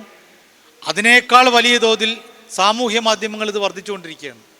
സാമൂഹ്യ മാധ്യമങ്ങളിൽ ഈ ധ്രുവീകരണം, മാനസികമായിട്ടുള്ള വർഗീയ ധ്രുവീകരണം ഉണ്ടാക്കുന്ന ഇത് വളരെ കൂടിക്കൊണ്ടിരിക്കുന്നു. ആ കൂടിക്കൊണ്ടിരിക്കുന്നതിൻ്റെ തോത് കുറയ്ക്കാൻ സത്യത്തിൽ ഇതാണ് ഏറ്റവും വലിയ പരിഹാരമായിട്ട് എനിക്ക് തോന്നുന്നത്. നമ്മളെല്ലാവരും കിട്ടാവുന്ന വേദികൾ, ഞാൻ എന്നെ വിളിക്കുന്ന വേദികൾ, എനിക്ക് വളരെ സന്തോഷം തോന്നിയത്, ആദ്യം സബ്ജക്റ്റ് പറഞ്ഞിരുന്നില്ല, പക്ഷേ സബ്ജക്റ്റ് പറഞ്ഞപ്പോൾ സന്തോഷം തോന്നി. ഇതാണ് ഈ ധ്രുവീകരണം. നമുക്കെല്ലാവർക്കും ധ്രുവീകരണം മാത്രമേ ഉള്ളൂ സബ്ജക്റ്റെങ്കിൽ പോലും അത് വർഗീയ ധ്രുവീകരണത്തെക്കുറിച്ചാണ് ഉദ്ദേശിക്കുന്നത്, നമുക്കറിയാം. ആ ധ്രുവീകരണത്തിനെതിരെ എന്ത് ചെയ്യാൻ പറ്റും? നമ്മൾ കൂട്ടായിട്ട് ഇങ്ങനെ നിൽക്കുമ്പോൾ നമ്മളുടെ മനസ്സ്, മറ്റൊരാളുടെ മനസ്സ് പവിത്രം ആക്കാൻ പറ്റിയില്ലെങ്കിൽ പോലും, വിപുലീകരിക്കാൻ പറ്റിയില്ല, നമ്മളുടെ മനസ്സിൽ മാലിന്യം ഇല്ലാതാക്കിയാൽ, ഇത്രയും ആളുകളുടെ മനസ്സിൽ മാലിന്യം ഇല്ലാതായി കഴിഞ്ഞാൽ അത്രയും ഈ നാട് നന്നാകും. അങ്ങനെ നന്നാക്കാൻ കഴിയണം. നിങ്ങൾക്ക് കിട്ടാവുന്ന ഓരോ വേദിയിലും, നിങ്ങൾക്ക് കിട്ടാവുന്ന ഓരോ നിമിഷത്തിലും, ആരോടൊക്കെ വ്യക്തിപരമായിട്ട് സംസാരിക്കുമ്പോഴാണെങ്കിലും ഇത്തരത്തിൽ നമ്മൾ മാലിന്യമുക്തമായിട്ടുള്ളൊരു മനസ്സിനെ, വർഗീയ ധ്രുവീകരണത്തിൻ്റെ മാലിന്യം അടിഞ്ഞുകൂടിയിട്ടുള്ള മനസ്സിനെ അതല്ലാതാക്കി തീർക്കുക, വിമലീകരണത്തിന് പറ്റുന്ന രൂപത്തിലേക്ക് കൊണ്ടുപോകാൻ കഴിയണം. അതിന് നിങ്ങൾക്കും എനിക്കും കഴിയട്ടെ എന്ന് മാത്രം ആഗ്രഹിച്ചുകൊണ്ട് എൻ്റെ വാക്കുകൾ ഞാനിവിടെ അവസാനിപ്പിക്കുന്നു. നമ്മൾ ഇതുവരെ പറയുന്നത് മുസ്ലിങ്ങളോട് ചേർന്ന് നിൽക്കുന്ന, ഇവിടുത്തെ ഏറ്റവും വലിയ ന്യൂനപക്ഷമായ മുസ്ലിങ്ങളോട് ചേർന്ന് നിൽക്കുന്ന ആളുകൾ പോലും വിമർശിക്കപ്പെടുകയും അരികുവൽക്കരിക്കപ്പെടുകയും അവരെ ഒരു വ്യത്യസ്തമായ കണ്ണുകളോടെ വീക്ഷിക്കുകയും ചെയ്യുന്ന സമകാലിക യാഥാർത്ഥ്യങ്ങളെക്കുറിച്ചാണ് നമ്മളിതുവരെ കേട്ടത്. ഇതിന് പരിഹാരവും നമ്മൾ പരസ്പരം അറിയിക്കുക എന്നുള്ളതാണ്. സാമൂഹിക മാധ്യമങ്ങളും ട്രഡീഷണൽ മാധ്യമങ്ങളുമൊക്കെ ഇത്തരം നമ്മൾക്കിടയിലുള്ള വിടവുകൾ സൃഷ്ടിക്കുവാൻ, വെറുപ്പ് സൃഷ്ടിക്കുവാൻ നിരന്തരം ശ്രമിച്ചുകൊണ്ടിരിക്കുന്നുണ്ട് എന്ന യാഥാർത്ഥ്യം നമ്മൾ തിരിച്ചറിയുക. ഇടയ്ക്ക് ഒരു കാര്യം ഓർമ്മപ്പെടുത്താൻ ഞാൻ ആഗ്രഹിക്കുകയാണ്. പലപ്പോഴും മതങ്ങളുടെ യഥാർത്ഥ മുഖം തിരിച്ചറിയപ്പെടാതെ പോകുന്നുണ്ടോ എന്ന് നമ്മൾ നിരീക്ഷിക്കേണ്ടതുണ്ട്. നേരത്തെ ISIS കുറിച്ച് പറഞ്ഞു. ISIS ഇസ്ലാമല്ല എന്ന് കേരളത്തിലെ മുഖ്യധാരാ മുസ്ലിം സംഘടനകളും പണ്ഡിതന്മാരും ഒക്കെ അന്ന് ഉറക്കെ വിളിച്ചു പറഞ്ഞിട്ടുണ്ടായിരുന്നു. ഇതെപ്പോഴും വിളിച്ചു പറഞ്ഞുകൊണ്ടിരിക്കേണ്ട ഒരു ആവശ്യകത കൂടിയും ഇവിടെ ഉണ്ടാക്കുന്ന ഒരു സാമൂഹിക മലിനീകരിക്കപ്പെട്ട ഒരു പരിസ്ഥിതിയാണ് എന്ന് നമ്മൾ മനസ്സിലാക്കേണ്ടതുണ്ട്. യഥാർത്ഥത്തിൽ പഴയ കാലത്ത് നമ്മുടെ കഥാപാത്രങ്ങളൊക്കെ പറയുന്നത് പോലെ തന്നെ പരസ്പരം അങ്ങോട്ട് കൊള്ളക്കൊടുക്കൽ എന്നത് ജീവിതത്തിൻ്റെ, വ്യവഹാരത്തിൻ്റെ ഏറ്റവും മുഖ്യമായ ഭാഗമായിരുന്നു. അവിടെ ഒരിക്കലും ജാതിയോ മതമോ ഒന്നും അവരെ വേർതിരിച്ചില്ല എന്നുള്ളതാണ്. അത് നമ്മൾ പഠിക്കുന്ന ഇസ്ലാം, എൻ്റെ മുന്നിൽ പഠിക്കുന്ന അധിക പേരും തിയോളജി പഠിക്കുന്നവരാണ്. അവരേറ്റവും മുഖ്യമായി പഠിക്കുന്ന ജൂറിസ്പ്രുഡൻസ് അഥവാ ഇസ്ലാമിക നിയമശാസ്ത്രം, ഫിഖ് ആണ്. കർമ്മശാസ്ത്രത്തിലെ വളരെ പ്രധാനപ്പെട്ട സാമൂഹിക ബാധ്യതകൾ, വ്യക്തി ബാധ്യതകൾക്ക് ഫർള് ഐന് എന്നും സാമൂഹിക ബാധ്യതകൾക്ക് ഫർള് കിഫായി എന്നും പറയുന്നു. ഈ ഫർള് കിഫായി ആയ കാര്യങ്ങളിൽ ഏറ്റവും പ്രധാനപ്പെട്ട ഒരു കാര്യം പറയുന്നത് ജീവിതവുമായി ബന്ധപ്പെട്ട, അഥവാ ഭക്ഷണം, പാർപ്പിടം, മരുന്ന് പോലുള്ള ജീവിതത്തിൽ ഏറ്റവും പ്രധാനപ്പെട്ട കാര്യങ്ങൾ അവിടെ തൻ്റെ അയൽപ്പക്കത്ത് അല്ലെങ്കിൽ തൻ താമസിക്കുന്ന നാട്ടിൽ ആരെങ്കിലും ഇതിൻ്റെ ആവശ്യക്കാരുണ്ടെങ്കിൽ അവിടെ ഉള്ളവർക്ക്, കൈകാര്യ കർത്തൃത്വം ഉള്ള ആളുകൾക്ക് അവർക്ക് ചെയ്തു കൊടുക്കൽ നിർബന്ധമാണ്. അത് ചെയ്തില്ലെങ്കിൽ നാളെ ഉടയ തമ്പുരാൻ്റെ ദൈവ തമ്പുരാൻ ശിക്ഷിക്കും എന്ന് പറയുന്ന ഒരു കർമ്മമായിട്ടാണ് കാണുന്നത്. അഥവാ തൊട്ട അയൽപ്പക്കത്തുള്ള ഏത് മതവിശ്വാസിയാണെങ്കിലും അദ്ദേഹത്തിൻ്റെ മരുന്ന് വാങ്ങിക്കൊടുക്കൽ ഇദ്ദേഹത്തെ, ഈ മുസ്ലിമായ ഒരാളുടെ ബാധ്യതയാണ്, നിർബന്ധമാണ്. ആ നിർബന്ധം നിർവഹിച്ചില്ലെങ്കിൽ നിസ്കാരം പോലുള്ള 5 നേരം പള്ളിയിൽ വന്ന് നിസ്കരിക്കുന്ന നിസ്കാരം പോലുള്ള ഒരു കർമ്മത്തെ ഒഴിവാക്കിയതുപോലെയാണ്. ഇത് പഴയ കാലത്തെ മുസ്ലിമിൻ്റെ ജീവിതത്തിൽ ഉണ്ടായിരുന്നു. തൊട്ടയൽപ്പക്കത്താരുടെ മരുന്ന്. പക്ഷേ പൊളിറ്റിക്കൽ ഇസ്ലാം അടക്കമുള്ള അതൊരു പക്ഷേ ഒരു ഡിഫൻസിലൂടെ ആയിരിക്കാം വരുന്നത്. ഹിന്ദു നാഷണലിസം ഒരു ഭാഗത്ത് വരുന്നു, ഒരു ഭാഗത്ത് അതിന് മരുന്നായിട്ട് പൊളിറ്റിക്കൽ ഇസ്ലാം വരുന്നു. ഇത് രണ്ടും അപകടകരമായ രൂപത്തിൽ സമൂഹത്തെ സ്വാധീനിക്കുകയും പ്രത്യേകിച്ച് വായിക്കുകയും ചിന്തിക്കുകയും ചെയ്യുന്ന ആളുകളെ സ്വാധീനിക്കുകയും ചെയ്തിട്ടുണ്ട്. പക്ഷേ നമ്മൾ അത്തരം സാമൂഹിക ജീവിതങ്ങളെ തിരിച്ചു കൊണ്ടുവരിക എന്നുള്ളത് ഒരു വലിയ ദൗത്യമാക്കി ഏറ്റെടുക്കുക. ഇതുപോലുള്ള ആളുകൾ അതിനു മുന്നിൽ നിൽക്കുന്നുണ്ട്. ദൗത്യമാക്കി ഏറ്റെടുക്കുക എന്ന് ഞാൻ ഈ ചർച്ചയിൽ ഇടയ്ക്ക് ഓർമ്മപ്പെടുത്തുകയാണ്. ഒന്നുകൂടി വീണ്ടും ചർച്ചയിലേക്ക് വരികയാണ്.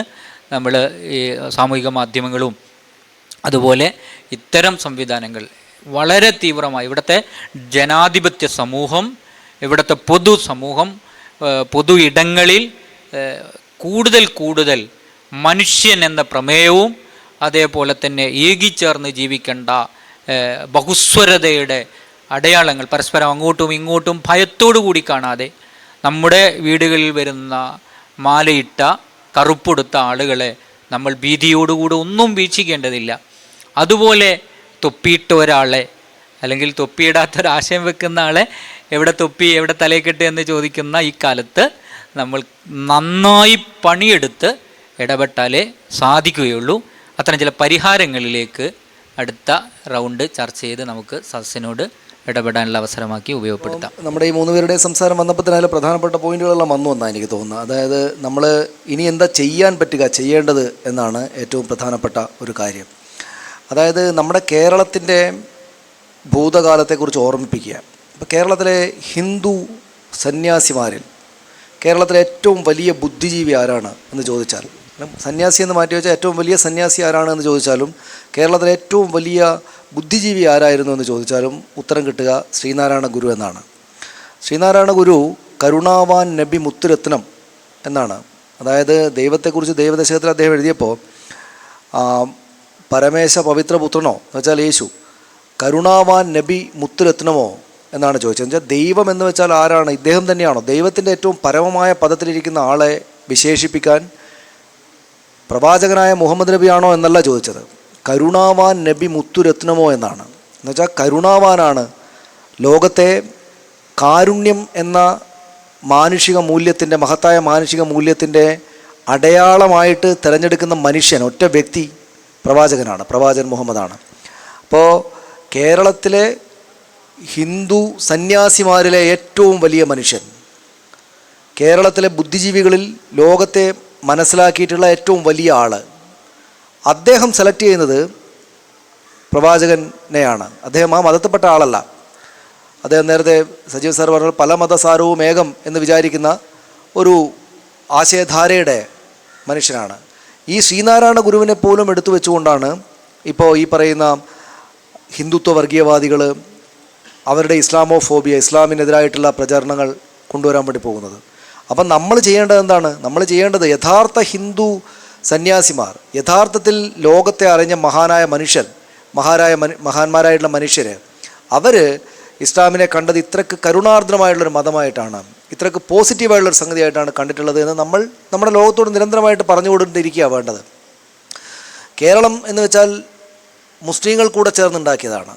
കേരളം എവിടെ നിന്നെങ്കിലും പൊങ്ങി ഈ നമ്മളിപ്പോൾ കാണുന്ന പോലുള്ളൊരു നല്ല സ്ഥലമായിട്ട് മാറിയതല്ല. മുസ്ലിം ജനവിഭാഗങ്ങളിൽ കൂടെ ചേർന്ന് അധ്വാനിച്ച് കെട്ടിപ്പടുത്ത ഒരു നാടാണ്, ഒരു രാജ്യമാണ് ഇന്ത്യ എന്ന പോലെ ഒരു നാടാണ് കേരളം.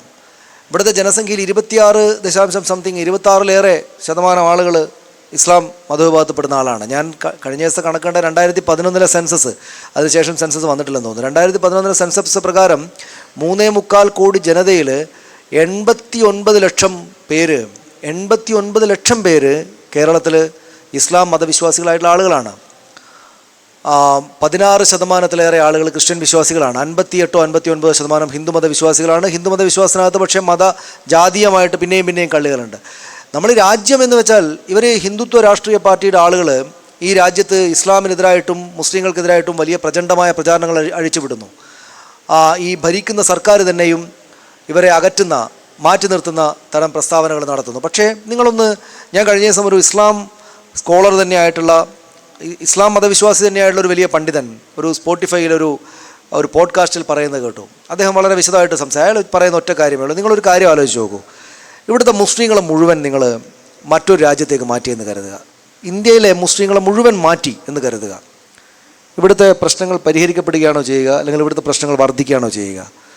ഇവിടെ മുസ്ലിം എന്ന് പറയുന്ന ഒരു ജനവിഭാഗം ഇല്ലാതായാൽ പിന്നെ ഈ ഹിന്ദു മതത്തിനകത്ത് അടുത്ത വരാൻ പോകുന്നത്. ഞങ്ങളാണ് മേത്തരം ആളുകൾ എന്ന് പറഞ്ഞിട്ട് ഇവർ ഈ പറയുന്നത് തമ്മിൽ തല്ലി നശിക്കും. ഇവരുടെ ഹിന്ദു മതത്തിൻ്റെ ഇതിഹാസത്തിനകത്ത് തന്നെയും തമ്മിൽ തല്ലിയിട്ട് കുലം മുടിഞ്ഞു പോയ മനുഷ്യരെ പറ്റിയാണ് പറയുന്നത്.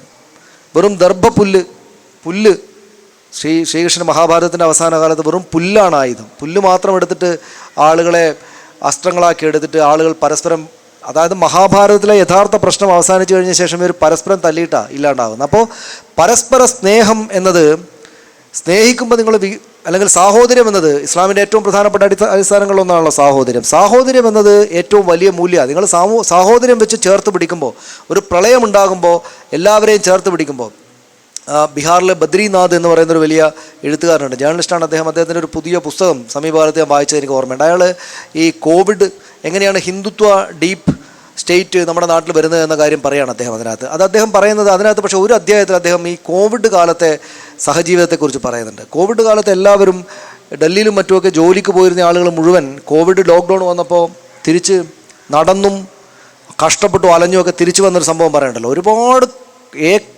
കിലോമീറ്റർ കണക്കിന് നടന്നിട്ട് അവരുടെ സ്വന്തം നാടുകളിലേക്ക് ലോക്ക്ഡൗൺ തൊട്ട് മുമ്പ് വന്നു. അന്ന് സംസാരിച്ച കുറേ ആളുകൾ ചോദിച്ച ഇതുപോലുള്ള കാലങ്ങളിൽ ക്യാ ജാത് ഹേ ബയ്യ എന്നാണ് ചോദിച്ചത്. അതായത് ഇവരാ ഹിന്ദു മുസ്ലിമും ക്രിസ്ത്യനും ബ്രാഹ്മണനും ഈ പറയുന്ന ജാതിയിൽ താഴ്ന്നതെന്ന് വിശേഷിപ്പിക്കപ്പെടുന്ന മനുഷ്യരെല്ലാം കൂടെ ഒന്നിച്ചാ പോകുന്നത് പരസ്പരം ഉറുമ്പുകൾ വെള്ളത്തിൽ വീണാൽ പരസ്പരം ചേർന്ന് പിടിക്കില്ലേ, അതുപോലെ പിടിച്ചു മാത്രമേ നിങ്ങൾക്ക് പ്രളയത്തിൻ്റെയും മഹാമാരിയുടെയൊക്കെ കാലത്ത് അതിജീവിക്കാൻ പറ്റൂ. അപ്പോൾ അദ്ദേഹം ചോദിക്കുന്നത് ഞങ്ങൾ ഇതുപോലൊരു കാലത്ത് എന്ത് ജാതിയും മതവുമാണ് ബയ്യ എന്നാണ് ആ ആളുകൾ ചോദിക്കുന്നത്. അപ്പോൾ അങ്ങനെ പരസ്പരം ചേർന്ന് നിൽക്കാനുള്ള നമ്മുടെ ഉത്തരവാദിത്തമാണത് എന്ന കാര്യം നമ്മൾ മനസ്സിലാക്കുകയും പരസ്പരം മറ്റുള്ള ആളുകളെ ചേർത്ത് നിർത്തുകയാണ് വേണ്ടത്. പിന്നെ ഏറ്റവും പ്രധാനപ്പെട്ട ഒരു കാര്യം എനിക്ക് തോന്നിയിട്ടുള്ളത്, ഇതുകൂടെ പറഞ്ഞാൽ നിർത്താം, ഏറ്റവും പ്രധാനപ്പെട്ട ഒരു കാര്യം അവരവരുടെ മതം എന്നത് എന്താണ് എന്ന് നിങ്ങൾ മറ്റുള്ളവരോടുകൂടെ പറയണം. അതായത് പ്രവാചകൻ ജീവിച്ചിരുന്ന കാലത്ത് പള്ളി ഉണ്ടായ നാടാണ് കേരളം. എനിക്കതേക്കുറിച്ച് ചേരമാൻ പെരുമാളിൻ്റെ പള്ളി, ചേരമാൻ പള്ളി എന്ന് പറയുന്നത് ലോകത്തേതെങ്കിലും രാജ്യത്ത് ഈ പള്ളിയെ സംബന്ധിച്ച് മുസ്ലിം ഗ്രൂപ്പുകാരെല്ലാവരും ഒരുപോലെയാണോ എനിക്കതറിയില്ല. എനിക്കതിൽ ഡീറ്റെയിൽഡ് ആയിട്ട് ഒരുപക്ഷെ സജീവൻ സാറിന് അത് അറിയാമായിരിക്കും, എനിക്കറിയില്ല. പക്ഷേ ഒരു ചേരമാൻ പള്ളി എന്ന് വെച്ചാൽ ഒരു ചരിത്ര ശേഷിപ്പാണ്. അതായത് നമ്മൾ അങ്ങനെയാണ് മനസ്സിലാക്കുന്നത്, പ്രവാചകൻ അവിടെ ജീവിച്ചിരുന്നപ്പോൾ ഇവിടെ ഒരു പള്ളി ഉണ്ടായിരുന്നു. മുസ്ലിം അല്ലെങ്കിൽ ഇസ്ലാം എന്ന് പറയുന്ന മതം പ്രവാചകന് അതിൻ്റെ മതത്തിൻ്റെ വെളിപാട് കിട്ടുകയും അല്ലെങ്കിൽ അദ്ദേഹത്തിൻ്റെ വിശ്വാസത്തിൻ്റെ വെളിപാട് കിട്ടുകയും അദ്ദേഹത്തോട് അവിശ്വാസികൾ നിറഞ്ഞ ഒരു സമൂഹത്തിനകത്ത് നിന്ന് അദ്ദേഹത്തിന് 1-2 ആളുകൾ മാത്രം ഞാൻ നിന്നിൽ വിശ്വാസം അർപ്പിക്കുന്നു എന്ന് പറഞ്ഞ് വരികയും ചെയ്ത അദ്ദേഹം ജീവിച്ചിരുന്ന് ഇസ്ലാം എല്ലാവരുടെയും വിശ്വാസമായി മാറുന്ന കാലത്ത് തന്നെയും ആ വിശ്വാസത്തിൻ്റെ ആളുകൾ ഈ കേരളത്തിലേക്ക് വന്നിരുന്നു. അതിൽ തർക്കമില്ലല്ലോ. അന്ന് തന്നെ കേരളത്തിൽ വന്നിരുന്നു. അവരുടെ അവശേഷിപ്പുകൾ ഇവിടെ ഉണ്ടായിരുന്നു. അവർ കൂടെ ചേർന്നുണ്ടാക്കിയതാണ് ഈ നാടിൻ്റെ സംസ്കാരം അവർ കൂടെ ചേർന്നുണ്ടാക്കി. എന്ന് വെച്ചാൽ ഇസ്ലാം എന്ന് പറയുന്ന മതം ഉണ്ടായ കാലത്ത് കേരളത്തിലുണ്ട്. 7-ാം നൂറ്റാണ്ടിൽ 625-24 എന്നൊക്കെയാണ് ഈ പറയുന്ന അദ്ദേഹം ജീവിച്ചിരുന്ന കാലത്ത് നമുക്ക് ഇസ്ലാമിനെയും ഇസ്ലാം മതവിശ്വാസികളെയും കേരളത്തിലെ ആളുകൾക്ക് അറിയാമായിരുന്നു. ഈ ഹിന്ദുത്വ രാഷ്ട്രീയക്കാർ, ഞാൻ പറയുന്ന ഹിന്ദു മതവിശ്വാസത്തെക്കുറിച്ചല്ല, മതവിശ്വാസം എല്ലാ കാലത്തും ഉണ്ടായിരുന്നു, ഹിന്ദുത്വ വിശ്വാസങ്ങളും ഉണ്ടായിരുന്നു. ഇസ്ലാമോട് വരുമ്പോഴും ആ തരത്തിലുള്ള ഇതിൻ്റെ പ്രാകൃത രൂപങ്ങൾ അവിടെ ഉണ്ടാകുമായിരിക്കും. പക്ഷേ ഹിന്ദുത്വ രാഷ്ട്രീയക്കാർ ഈ മതം വന്ന് എത്ര കാലത്തിന് ശേഷമാണ് വന്നത്? അവർ രാഷ്ട്രീയക്കാരായി മാറിയപ്പോഴാണ്. ഈ മതം വിക്രമാദിത്യൻ ആണ് ആദ്യത്തെ ഹിന്ദു രാജാക്കളിൽ ഒരാളെന്നാണ് എല്ലാവരും പറയുക. ഈ ഹിന്ദുത്വക്കാരൊക്കെ വലിയ അഭിമാനത്തോടെ എന്ന് പറയുക. അവരുടെ ഏറ്റവും പ്രധാനപ്പെട്ട രാജാവായിരുന്ന ഈ വിക്രമാദിത്യൻ്റെ രാജസദസ്സിലേക്ക് ചെന്നിട്ട് നിങ്ങളൊരു ഹിന്ദു ആണോ എന്ന് ചോദിച്ചാൽ അയാൾക്ക് അറിയുണ്ടാവില്ല. കാരണം ഹിന്ദു എന്ന പദം അന്ന് വന്നിട്ടില്ല. പിന്നീട് ഈ രാഷ്ട്രീയക്കാർ, ഹിന്ദുത്വ രാഷ്ട്രീയക്കാരൊക്കെ വരുന്ന എപ്പോഴും ഇവരിപ്പോൾ മുഗളന്മാരെ എതിർക്കുകയാണ്. മുഗളന്മാർ നമ്മുടെ പാഠപുസ്തകങ്ങളിൽ നിന്ന് മുഗൾ രാജാക്കന്മാരുടെ പേരെടുത്ത് കളയുകയാണ്.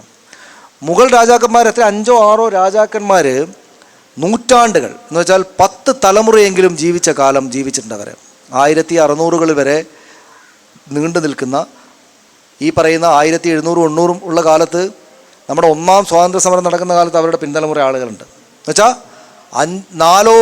3-4 5 നൂറ്റാണ്ടുകൾ ഇവിടെ മുഗളന്മാരുണ്ടായിട്ടുണ്ട്.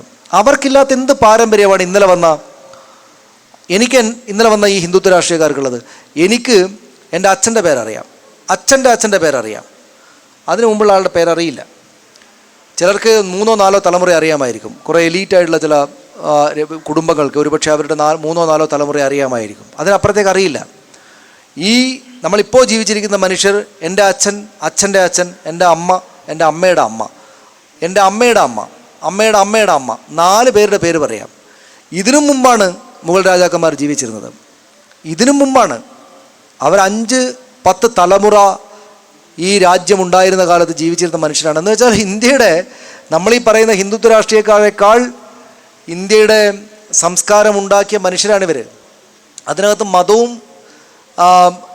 എങ്ങനെ ഇപ്പം അക്ബറിൻ്റെയൊക്കെ ഞാൻ പറയേണ്ടതില്ല, ഇതര മതങ്ങളോട് എങ്ങനെയാണ് അദ്ദേഹം സഹവസിച്ചിരുന്നത്, ക്രിസ്മസ് എങ്ങനെയാണ് ആഘോഷിച്ചിരുന്നത്, ഹിന്ദുത്വ മഹാഭാരതവും രാമായണമൊക്കെയുള്ള കഥകളെ എങ്ങനെയാണ് അവർ പ്രധാനമായും ഇസ്ലാമിൻ്റേതായിരുന്ന ഭാഷയിലേക്ക് മാറ്റിയിട്ടുള്ളത്, സഹജീവിതത്തിൻ്റെ കഥകളാണ്. അതായത് ഇവരെല്ലാം വളരെ പ്രധാനപ്പെട്ട ഇസ്ലാമിൻ്റെ ഐക്കണായിരിക്കുമ്പോൾ തന്നെ ഇവരുടെ കാലത്ത് ഏറ്റവും പ്രധാനപ്പെട്ട മതപണ്ഡിതന്മാർ നബിചര്യയും ഇസ്ലാമിക ചര്യയുമൊക്കെ അങ്ങേയറ്റം പാലിച്ചു പോകുന്ന ആയിരിക്കുമ്പോൾ തന്നെ അവർ ഈ കഥകളെ അറിയുമായിരുന്നു. അങ്ങനെ സഹജീവിതത്തിൻ്റെ കഥകളാണ് ഈ കഥ. പക്ഷേ നിങ്ങൾ ആളുകളോട് പറയണം. ഞാനത് എൻ്റേതായുള്ള ദൗത്യം ഞാൻ നിർവഹിക്കും. അതായത് നമ്മളെല്ലാവരും പറയണം, ഇസ്ലാം ഇങ്ങനെയുണ്ടായ ഒരു മതമാണ്. ഇസ്ലാമിൻ്റെ സാഹോദര്യം എന്താണ് അതിൻ്റെ ഏറ്റവും പ്രധാനപ്പെട്ട മൂല്യം. ഈ നാടുണ്ടായ കാലത്ത് ഞാനും എൻ്റെ അച്ഛനും, ഹിന്ദുവായിട്ടുള്ള ഞാൻ, എൻ്റെ അച്ഛൻ, എൻ്റെ അമ്മ, എൻ്റെ അച്ഛൻ്റെ അച്ഛൻ, അച്ഛൻ്റെ അച്ഛൻ്റെ അച്ഛൻ ജീവിക്കുന്നതിന് മുമ്പും ഇവിടെ ഇസ്ലാം ഉണ്ടായിരുന്നു എന്ന് നമ്മൾ അവരോട് പറയണം. എന്ന് വെച്ചാൽ ഈ രാജ്യത്തിൻ്റെ, ഈ നാടിൻ്റെ അവകാശികളുടെ കൂട്ടത്തിൽ അങ്ങേയറ്റം വലിയ അവകാശം ഉന്നയിക്കാവുന്ന ഒരു സംസ്കാരമാണ് ഞങ്ങളുടേത്. ഇതിനകത്ത് ഇഴുകിച്ചേർന്ന് കിടക്കുന്ന ഒരു കാര്യമാണ്. ഇപ്പോൾ തന്നെയും 3.25 കോടി ജനതയാണ് കേരളത്തിലുണ്ടെങ്കിൽ 89 ലക്ഷം പേര് ഇപ്പോഴും ഇതിനകത്തുണ്ട്. നമ്മുടെ പ്രധാനപ്പെട്ട കലാകാരന്മാർ, നമ്മുടെ പ്രധാനപ്പെട്ട എഴുത്തുകാർ. MT വാസുദേവൻ നായർ നമ്മുടെ നാട്ടിലെ ഏറ്റവും പ്രധാനപ്പെട്ട എഴുത്തുകാരനാണ്. അദ്ദേഹം ഈ ഹിന്ദു മത സംസ്കാരത്തിൻ്റെ ഭാഗമായിട്ടുള്ള അവരേറ്റവും കൂടുതൽ ഉള്ളിൽ കൊണ്ടു നടക്കുന്ന മഹാഭാരതം പോലുള്ള വലിയ ഇതിഹാസങ്ങളെ അതിജീവിച്ചിട്ട് ഏറ്റവും മനോഹരമായിട്ട് ഇൻ്റർപ്രിറ്റ് ചെയ്തിട്ട് എഴുതിയ വലിയ പുസ്തകങ്ങൾ എഴുതിയ ആളാണ്. അദ്ദേഹത്തിൻ്റെ ഏറ്റവും അടുത്ത സുഹൃത്താരായിരുന്നു എന്ന് നിങ്ങളോട് ചോദിച്ചാൽ, സജീവൻ സാറിനെ പോലെ കോഴിക്കോട് തന്നെ ജീവിക്കുന്ന ആൾക്ക് എത്രയോ നന്നായിട്ട് അറിയാം. അദ്ദേഹത്തിൻ്റെ ഏറ്റവും അടുത്ത സുഹൃത്ത് NP മുഹമ്മദ് ആയിരുന്നു. ഞാൻ പറഞ്ഞ ഈ സംസ്കാരങ്ങളുടെ കൊടുക്കൽ വാങ്ങലുകളാണ്. എനിക്ക് നേരത്തെ സജീവൻ സാർ പറഞ്ഞു, എനിക്ക് മുസ്ലിങ്ങളായുള്ള സുഹൃത്തുക്കൾ ഇല്ലായിരുന്നെങ്കിൽ എനിക്ക് ഇസ്ലാമിൻ്റെ മഹത്വത്തെക്കുറിച്ച് അറിയുമായിരുന്നില്ല. അവരാരും എന്നെ മതം മാറ്റാൻ വേണ്ടി പറഞ്ഞതല്ല. ഇത് കൊള്ളാലോ ഈ കഥ, എൻ്റെ മതത്തിൻ്റെ കഥ, എൻ്റെ വിശ്വാസത്തിൻ്റെ കഥ, ഞാൻ ചെറുപ്പം മുതലേ കേട്ട മഹാഭാരതവും രാമായണത്തിൻ്റെ കഥ അവന് ചെറുപ്പം മുതലേ അറിയാം.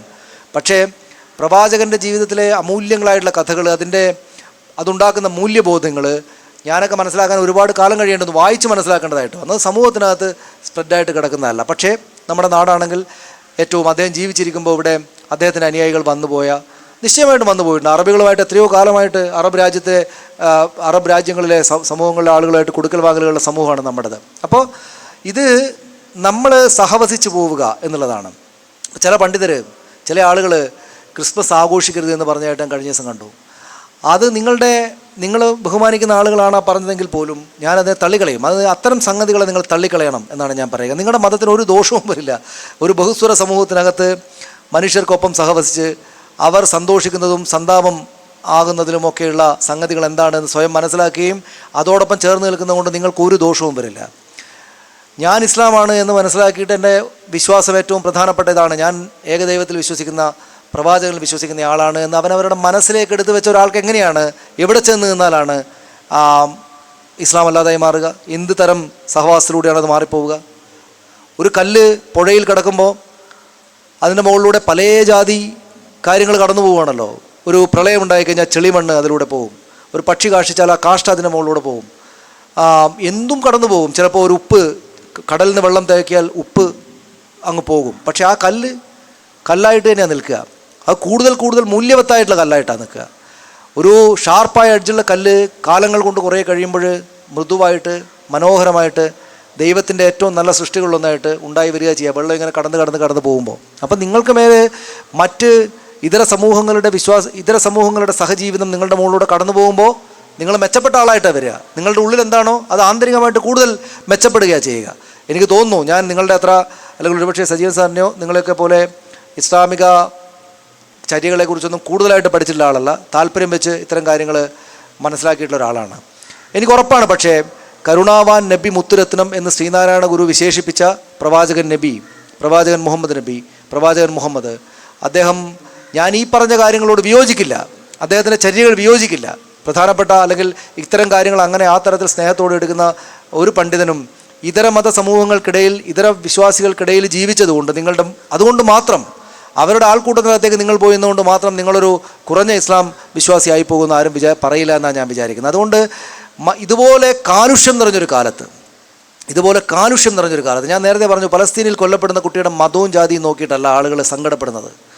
ഇത്രയും ചെറിയ കുട്ടികൾ ആയിരക്കണക്കിന് പേര് കൊല്ലപ്പെടുകയാണല്ലോ എന്ന് പറയുമ്പോൾ നമ്മുടെ മനസ്സിനകത്ത് നിന്ന് വരുന്ന ആന്തലിന്, വിഷമത്തിന് ഈ പറയുന്ന എന്താണ്, അതിനൊറ്റ മനുഷ്യത്വം എന്ന സംഗതിയുള്ളൂ. അയാൾ എന്ത് മതത്തിലാണ്, ആ കുട്ടി വളർന്നാൽ ഏത് മതത്തിലാണ് പോകുന്നത്, അല്ല ആ കുട്ടി എന്ത് വിശ്വാസചര്യയാണ് അയാളെ ഞാൻ എന്തെങ്കിലും കാണുമോ, ആ കുട്ടി വളർന്നാൽ എന്തെങ്കിലും കാണുമോ എന്നുള്ളത് പോലും എൻ്റെ പ്രശ്നമല്ല. നമ്മൾ വിഷമിക്കുന്നത് എൻ്റെ മകൻ അവിടെയുണ്ട്, അല്ലെങ്കിൽ നമ്മുടെ കുട്ടികൾ നമ്മുടെ റോഡിലൂടെ ഓടിക്കളിക്കുന്നത് നമ്മൾ കാണുന്നുണ്ട് എന്നുള്ളതുകൊണ്ടാണ്. അതുകൊണ്ട് ഈ അപരൻ്റെ, നേരത്തെ നമ്മൾ വെള്ളായ്യപ്പനെ കുറ്റി പറഞ്ഞല്ലോ, അത് ഇഷ്ടംപോലെ ഉദാഹരണങ്ങൾ നമ്മുടെ സംഗതികൾക്കകത്തുണ്ട്. നമ്മുടെ വിശ്വാസികൾ, നിങ്ങളുടെ മതപണ്ഡിതരോട് ചോദിക്കൂ, അവരുടെ വിശ്വാസികളല്ലാത്ത മനുഷ്യരോട് അവർ ചെയ്തിരിക്കുന്ന നല്ല കാര്യങ്ങൾ അവർ പറഞ്ഞു തരും.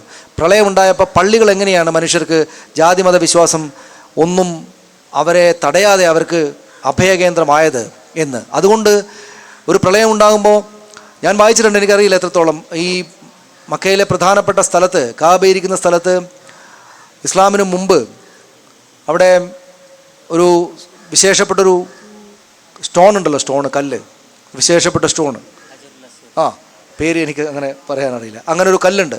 വളരെ പ്രധാനപ്പെട്ടൊരു വിശുദ്ധ സ്റ്റോണാണത്, ഡിവൈൻ സ്റ്റോൺ. അത് ഇസ്ലാമിന് മുമ്പ് അവിടെ ഉണ്ടായിരുന്നു. അതൊരു ചെറിയ കാബയാണെന്ന്.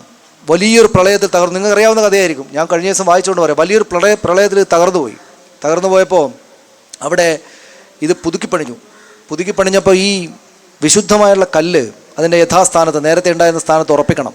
അതൊരു വിശുദ്ധമായ പ്രക്രിയയാണ്. അപ്പോൾ അനേക ഗോത്രങ്ങളും മറ്റുമൊക്കെയുള്ള പലതരം വിശ്വാസികളായിട്ടുള്ള മനുഷ്യരാണ് അവിടെ ഉള്ളത്.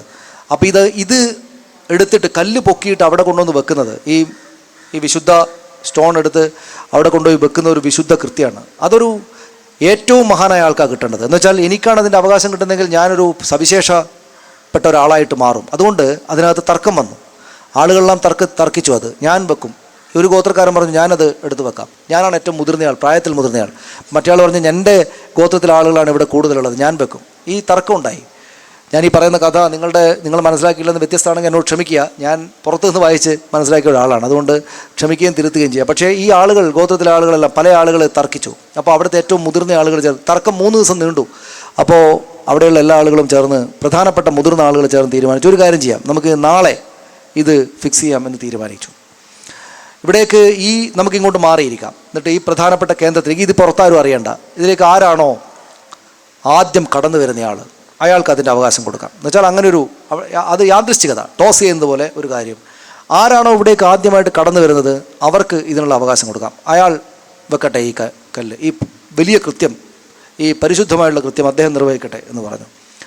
അപ്പോൾ അന്നും പ്രവാചകൻ ഇസ്ലാം ഉണ്ടാകുന്നതിന് മുമ്പാണ്, ഒരു 32 വയസ്സൊക്കെയുള്ള പ്രവാചകൻ ആ പ്രദേശത്തേക്ക് കടന്നു വന്നിട്ട്, പ്രവാചകനാണ്, അന്ന് പ്രവാചകനായിട്ടില്ല, മുഹമ്മദാണ്, ചെറുപ്പക്കാരനായിട്ടുള്ള മുഹമ്മദാണ് അവിടെ കടന്നു വന്നത്. അപ്പോൾ അദ്ദേഹത്തിന് ആ അസുലഭ ഭാഗ്യം ലഭിച്ചു, ഏറ്റവും പ്രധാനപ്പെട്ട ഈ സ്റ്റോണ് അവിടെ വെക്കാനുള്ള ഒരു ഇത്. അദ്ദേഹം പക്ഷെ അദ്ദേഹം വന്നു കാര്യങ്ങൾ നോക്കി, ഇന്നതാണ് കാര്യം എന്ന് ഇവരെല്ലാവരും പറഞ്ഞു, നീ അത് സ്ഥാപിക്കണം, വെച്ചോളൂ എന്ന് പറഞ്ഞു. അപ്പോൾ അദ്ദേഹത്തിന് അത് ഒരാളും തട്ടിക്കളയുകയില്ല, എല്ലാവരും ഏറ്റെടുക്കുന്ന അക്കാലത്ത് ഏറ്റവും പരമപ്രദമായിട്ടുള്ള ഒരു കാര്യമാണ്. ഇപ്പോഴാണെങ്കിലും അതെ, ഇപ്പോഴത് നമുക്ക് സ്പർശിക്കാനോ മറ്റോ പറ്റുകയുള്ളൂ എന്ന് തോന്നുന്നു എനിക്ക്. അപ്പോൾ അത് വളരെ പ്രധാനപ്പെട്ടൊരു കാര്യമാണ്. അവിടെ വന്നപ്പോൾ പക്ഷെ അദ്ദേഹം അവിടെ നിന്ന് ചെയ്തത്, അദ്ദേഹം ആ അധികാരം ഉപയോഗിച്ച് ആ കല്ല് കൊണ്ടുപോയി സ്ഥാപിക്കുകയല്ല ചെയ്തത്. അദ്ദേഹത്തിൻ്റെ വസ്ത്രത്തിൻ്റെ ഒരു അംശം, അദ്ദേഹത്തിൻ്റെ മേൽവസ്ത്രം ഊരിയെടുത്തിട്ട് നിലത്തേക്ക് വിരിച്ചു. എന്നിട്ട് ഈ കല്ലെടുത്തിട്ട് അതിൻ്റെ മുകളിലേക്ക് വെച്ചു. എന്നിട്ട് അദ്ദേഹം മുതിർന്ന ആളുകളോട് പറഞ്ഞു, ഈ തർക്കിച്ചുകൊണ്ടിരുന്ന അനേക ഗോത്രങ്ങളിൽപ്പെട്ട പല വിശ്വാസികളായിട്ടുള്ള ആളുകളോട് പറഞ്ഞു, നിങ്ങളിതിൻ്റെ ഓരോ അറ്റം പിടിക്കൂ. അങ്ങനെ അവിടെയുള്ള ആളുകളെല്ലാം ഇതിൻ്റെ ഓരോ അറ്റം പിടിച്ച് ഈ കല്ല്, ഈ വിശുദ്ധ സ്റ്റോണ് അവിടെ കൊണ്ടുപോയിട്ട് സ്ഥാപിച്ചു. കാബയുടെ ചരിത്രം പറയുന്ന, ഞാൻ വായിച്ചുള്ള പുസ്തകങ്ങളിൽ എല്ലായിടത്തും ഈ കഥയുണ്ട്. ഇത് ഇസ്ലാമിൻ്റെ ഇതിനകത്തും കഥകളിലും ഇതുണ്ടെന്നാണ് ഞാൻ മനസ്സിലാക്കുന്നത്. ഇതിൽ ഈ കഥ ഇങ്ങനെയാണ്. അപ്പോൾ അതിനർത്ഥം എന്താണ്? അതിനർത്ഥം ഇസ്ലാം, ഈ പ്രവാചകൻ, അതുകൊണ്ടാണ് മഹാനായ പ്രവാചകൻ, ലോകം കണ്ട ഏറ്റവും മഹാനായ പ്രവാചകൻ എന്ന് മനസ്സിലാകുന്നത് സമവായത്തിൻ്റെ മനുഷ്യൻ കൂടിയായിരുന്നു, സമവായത്തിൻ്റെ പ്രവാചകൻ കൂടിയായിരുന്നു അദ്ദേഹത്തിന് എൻ്റെ അവകാശമാണിത് എന്ന് പറഞ്ഞെടുത്ത് വെക്കാമായിരുന്നു. പക്ഷേ അദ്ദേഹം അതല്ല ചെയ്തത്. അദ്ദേഹം ചെയ്തത് എല്ലാവരുടെയും അവകാശത്തെ മനസ്സിലാക്കുക എന്നുള്ളതാണ്. ഒരറ്റം അദ്ദേഹം പിടിച്ചിട്ടുണ്ടാവും എന്ന് ഞാൻ അത് വായിച്ചപ്പോൾ വിചാരിച്ചു. ഒരറ്റം അദ്ദേഹം പിടിച്ചിട്ടുണ്ടാവും. അങ്ങനെയാണ് അത് അപ്പോൾ ഏത് ഘട്ടത്തിലും സമവായം, ഇതര മനുഷ്യരെ കൂടെ മനസ്സിലാക്കുക, മറ്റു മനുഷ്യരെ കൂടെ അവരുടെ വിശ്വാസ പ്രമാണങ്ങളെ കൂടെ മനസ്സിലാക്കുക എന്നത് അദ്ദേഹം തന്നെയും ചൂണ്ടിക്കാണിച്ചു തന്ന വഴിയാണ് എന്നാണ് ഞാൻ, ഇസ്ലാം മത വിശ്വാസിയല്ലാത്ത അവിശ്വാസിയും സന്ദേഹങ്ങളുള്ളവനായുള്ള ഞാൻ പോലും വിചാരിക്കുന്നത് അദ്ദേഹം അത് കാണിച്ചു തന്നിട്ടുണ്ട് ലോകത്തിന് എന്നാണ്. ലോകത്തിനാകെ തന്നെയും ഇതാണ് കാണിച്ചു തന്നിട്ടുള്ളതെന്നാണ്. അതുകൊണ്ടാണ് നമ്മുടെ നാട്ടിലെ പ്രായം ചെന്ന മനുഷ്യർ എൻ്റെയും നിൻ്റെയും ദൈവങ്ങൾ നിന്നെ അനുഗ്രഹിക്കട്ടെ എന്ന് പറയുന്നത്. അത് പറയുന്ന ഒരു ഇസ്ലാം മത വിശ്വാസിക്ക് എൻ്റെ ദൈവമേ ഉള്ളൂ എന്ന വിശ്വാസം അയാളുടെ ഉള്ളിലുണ്ട്. എൻ്റെ ദൈവമാണ് ഏകദൈവം, ഒറ്റ ദൈവമേ ഉള്ളൂ. പക്ഷേ എൻ്റെയും നിൻ്റെയും ദൈവങ്ങൾ നിന്നെ അനുഗ്രഹിക്കട്ടെ എന്ന് പറയുമ്പോൾ ഇതര മനുഷ്യൻ്റെ മനസ്സിലുണ്ടാകുന്ന ആ ദുരിതകാലത്ത് പോലും ഉണ്ടാകുന്ന ആ സന്തോഷത്തിൻ്റെ ഒരു ആശ്വാസത്തിൻ്റെ ഒരു തെളിമയുണ്ടല്ലോ, ആ തെളിമയ്ക്ക് വേണ്ടിയുള്ള വർത്തമാനം പറയാൻ കൂടെ എന്നെ പ്രവാചകൻ പഠിപ്പിച്ചിട്ടുണ്ട് എന്നാണ് ഏറ്റവും നല്ല വിശ്വാസികൾ വിചാരിക്കുക. ഞാനിത് മനസ്സിലാക്കിയിട്ടുണ്ട്. ശ്രീനാരായണ ഗുരു മഹാനായ മനുഷ്യൻ എത്രയോ ഗംഭീരമായിട്ട് മനസ്സിലാക്കിയിരുന്നു. ഞാനിത് മനസ്സിലാക്കിയിട്ടുണ്ട്. സജീവൻ സാർ അദ്ദേഹത്തിൻ്റെ ദീർഘനാളായിട്ടുള്ള വായനകളിലൂടെ മനസ്സിലാക്കിയിട്ടുണ്ട്. നിങ്ങൾ മനസ്സിലാക്കാത്ത നിങ്ങളുടെ ഇതര മതത്തിലെ സുഹൃത്തുക്കളോട് പറയുക ഇതാണ് എന്ന്. ഒരു തവണ മനസ്സിലാക്കിയാൽ അവർ ഒരിക്കലും ഇസ്ലാമിനെ ഈ പറയുന്ന രീതിയിലുള്ള സംശയത്തോടെയോ സന്ദേഹത്തോടെയോ കാണുകയില്ല എന്നാണ് ഞാൻ വിചാരിക്കുന്നത്. അത് നമ്മൾ തുറന്നു പറയുക എന്നുള്ളതാണ് ഇതിൽ ഏറ്റവും പ്രധാനപ്പെട്ട ഒരു ദൗത്യം എന്ന് ഞാൻ വിചാരിക്കുന്നു. നമ്മളെ സമയം അവസാനിച്ചിട്ടുണ്ട്. ഈ അവസാന റൗണ്ട് സജീവൻ സാറ് പറഞ്ഞ് പൂർത്തീകരിക്കും. ഇനിയിപ്പോൾ ഞാൻ തുടക്കത്തിൽ തന്നെ ഇതിന് പരിഹാരം പറഞ്ഞു. ആദ്യത്തെ ഇതിൽ തന്നെ ഒരു കാര്യമാണ്, നമ്മൾ ഈ പല ആളുകളും പറയുന്ന പോലെ ഈ ഹിന്ദുത്വം എന്ന് പറയുന്ന സംഗതി ഉണ്ടല്ലോ, അത് ശരിക്കും അവർക്ക് തന്നെ അറിയില്ല. ഈ അടുത്ത കാലത്തൊരു സന്യാസി, അവർ സംഘടിപ്പിച്ച പരിപാടിയിൽ പോയിരുന്നു. ഇവിടുത്തെ കേരളത്തിലെ ഏറ്റവും തീവ്രവാദിയായിട്ടുള്ള സന്യാസി. അദ്ദേഹത്തോട് ഞാൻ ചോദിച്ചു, നിങ്ങൾ നേരത്തെ ഒരു സനാതനധർമ്മ ഈ കലിക്കറ്റ് യൂണിവേഴ്സിറ്റിയിൽ സംഭവമുണ്ട്, അടുത്ത ആരിഫ് മുഹമ്മദ് ഖാൻ വന്ന് ഉദ്ഘാടനത്തിൽ. ഞാൻ പറഞ്ഞു എനിക്ക് വളരെ ഇഷ്ടപ്പെട്ടായിരുന്നു. അതിൻ്റെ ഒരു രൂപീകരിച്ച കാലത്ത് എൻ്റെ ഭാര്യയുടെ ഒരു ബന്ധു എൻ്റെ ഒരു ചുമതലക്കാരനായിരുന്നു. അപ്പോൾ ഞാൻ പറഞ്ഞു എനിക്ക് വളരെ ഇഷ്ടപ്പെട്ടിരുന്നത്. കാരണം സനാതനധർമ്മം എന്ന് പറയുന്നത് സത്യത്തിൽ ഇന്ത്യയിൽ പണ്ട് കാലത്ത് നിലനിന്നൊരു സംവിധാനമാണ്. അതങ്ങനെയാണ് എങ്കിൽ സ്വാഭാവികമാണ്. അത് സനാതനധർമ്മകാലം ഇപ്പോൾ ചിത്രീകരിക്കുന്ന പോലെയല്ല കേട്ടോ, ഇപ്പോഴത്തെ സനാതനധർമ്മം അല്ല. ആ സമയത്ത് നിങ്ങൾക്ക് എന്തും വിശ്വസിക്കാം, വിശ്വസിക്കാതിരിക്കാം, എന്തിനേയും ആരാധിക്കാം. എല്ലാവർക്കും, എല്ലാ ആളുകൾക്കും അവനവൻ്റെ വിശ്വാസവുമായി ജീവിക്കാനുള്ള അവസരമുണ്ടായിരുന്നു. ആ സമയത്ത് 63 ശ്രമണ സംഘങ്ങൾ വളരെ ശക്തമായിട്ടുണ്ടായിരുന്നതാണ്. ശ്രമണ സംഘങ്ങൾ എന്ന് പറഞ്ഞാൽ ഇപ്പോഴത്തെ പോലെ മിഷണറീസ് ഉണ്ടല്ലോ, ഈ മതപ്രചരണ സംവിധാനങ്ങൾ, അവരവരുടെ ആശയങ്ങൾ പ്രചരിപ്പിച്ചിരുന്ന ഒരു കാലം ഉണ്ടായിരുന്നു. സ്വാഭാവികമായിട്ടും ആ ഒരു കാലത്ത് അതിൻ്റെയൊക്കെ ഒരു ഇതാണ് ജൈനമതം, ബുദ്ധമതം എന്നൊക്കെ പറഞ്ഞ് പിന്നീട് വന്നില്ല. ഇതൊക്കെ ശ്രമണ സംഘങ്ങളിൽ പെട്ടതാണ്. അവരിങ്ങനെ അവരുടെ മതപ്രചരണമായിട്ട് നടക്കും, ഒരാളും എതിർക്കില്ല. രാജാക്കന്മാർ ഇതിന് ഓരോന്നിനെയും പ്രോത്സാഹിപ്പിച്ചിരുന്നു, എല്ലാ ആളുകൾക്കും വേണ്ട അവസരങ്ങൾ കൊടുത്തിരുന്നു.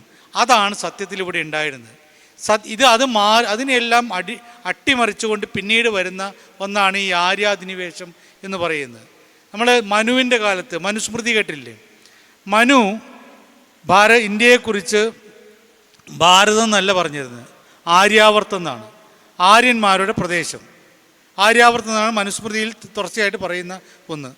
അല്ലാത്ത കുറേ ആളുകൾ ഈ പറയുന്ന രൂപത്തിൽ ഉള്ളൊരു ഭാരതവർഷം എന്നൊക്കെ പറയും, ഭാരതവർഷം എന്നും ദേശം എന്നൊക്കെ പറയും.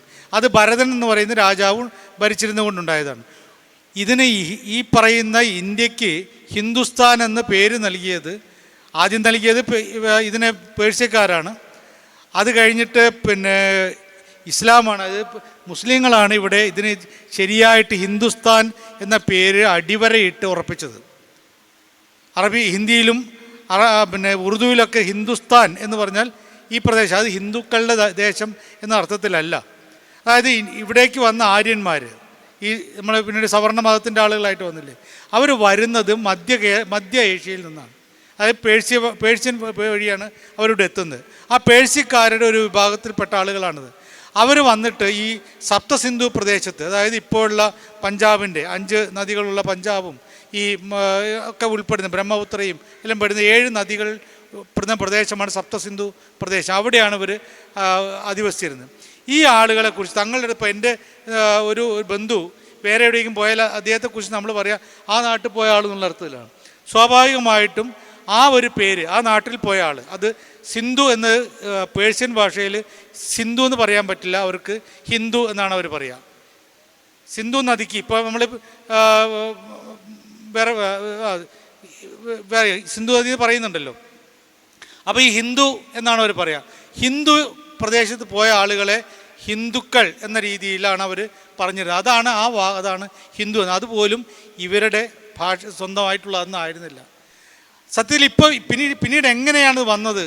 നമുക്കിവിടെ സ്വാതന്ത്ര്യം കിട്ടിക്കഴിഞ്ഞപ്പോൾ പണ്ട് കാലത്ത് രാജാക്കന്മാരുടെ ഒരു പ്രീണനം, കാരണം ദൈവത്തിൻ്റെ തലേന്നുണ്ടായിട്ടുള്ള ആളുകളാണല്ലോ ഈ ബ്രാഹ്മണന്മാരെന്ന് പറയുന്നത്.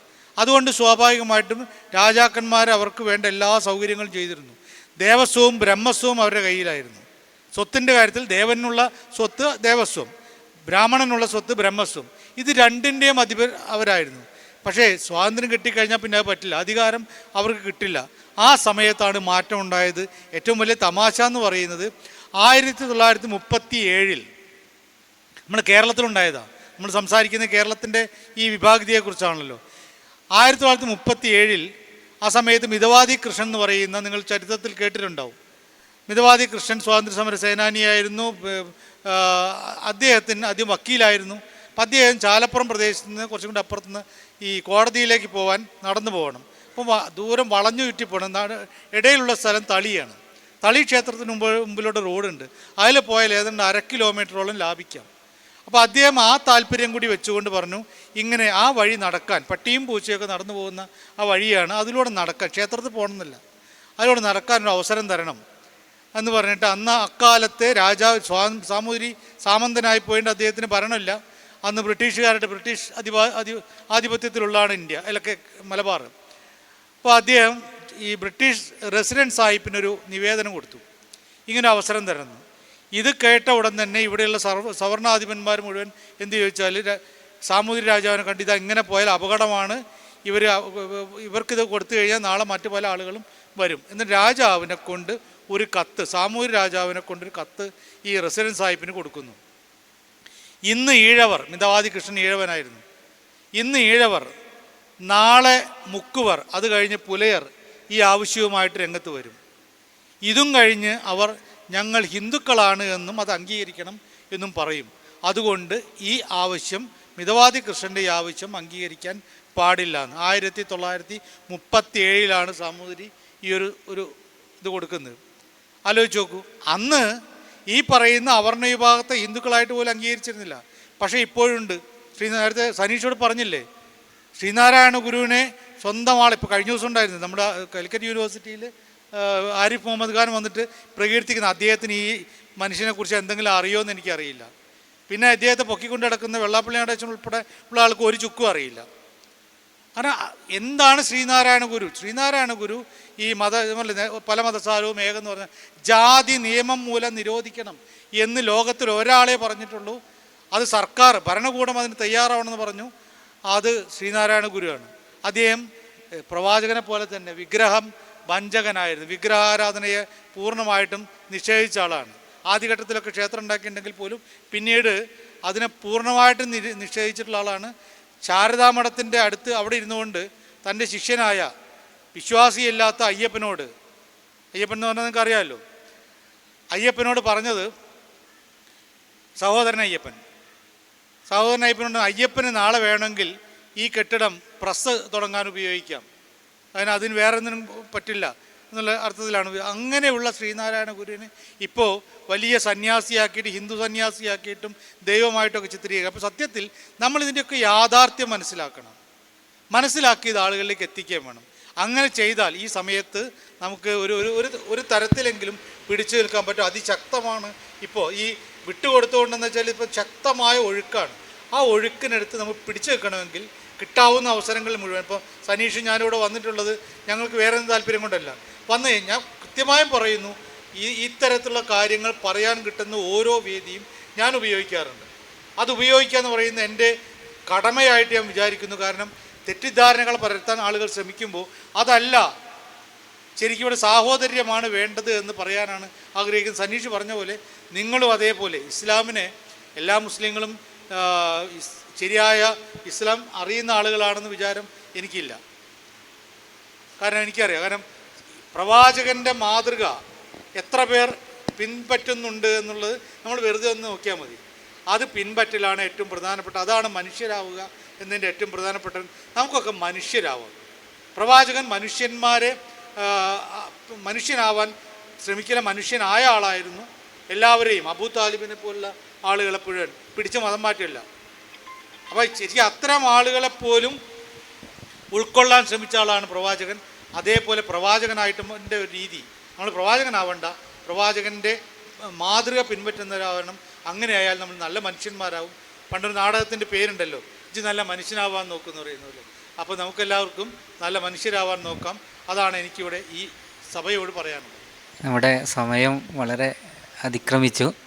നമുക്ക് സദസ്സിലുള്ള ചോദ്യം ഒഴിവാക്കാം.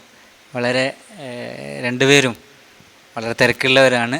വളരെ മൂല്യവത്തായ കാര്യങ്ങളാണ് നമ്മളോട് സംസാരിച്ചത്. അഭിപ്രായ വ്യത്യാസങ്ങൾ സ്വാഭാവികമാണ്. ആ അഭിപ്രായ വ്യത്യാസങ്ങൾ അങ്ങോട്ടും ഇങ്ങോട്ടൊക്കെ ഉൾക്കൊണ്ടുകൊണ്ടുള്ള ഇടപെടലുകളാണ് ഇനി ഉണ്ടാവേണ്ടത് എന്ന് പറഞ്ഞുകൊണ്ട് ഈ ചർച്ച നമുക്കിവിടെ അവസാനിപ്പിക്കാം.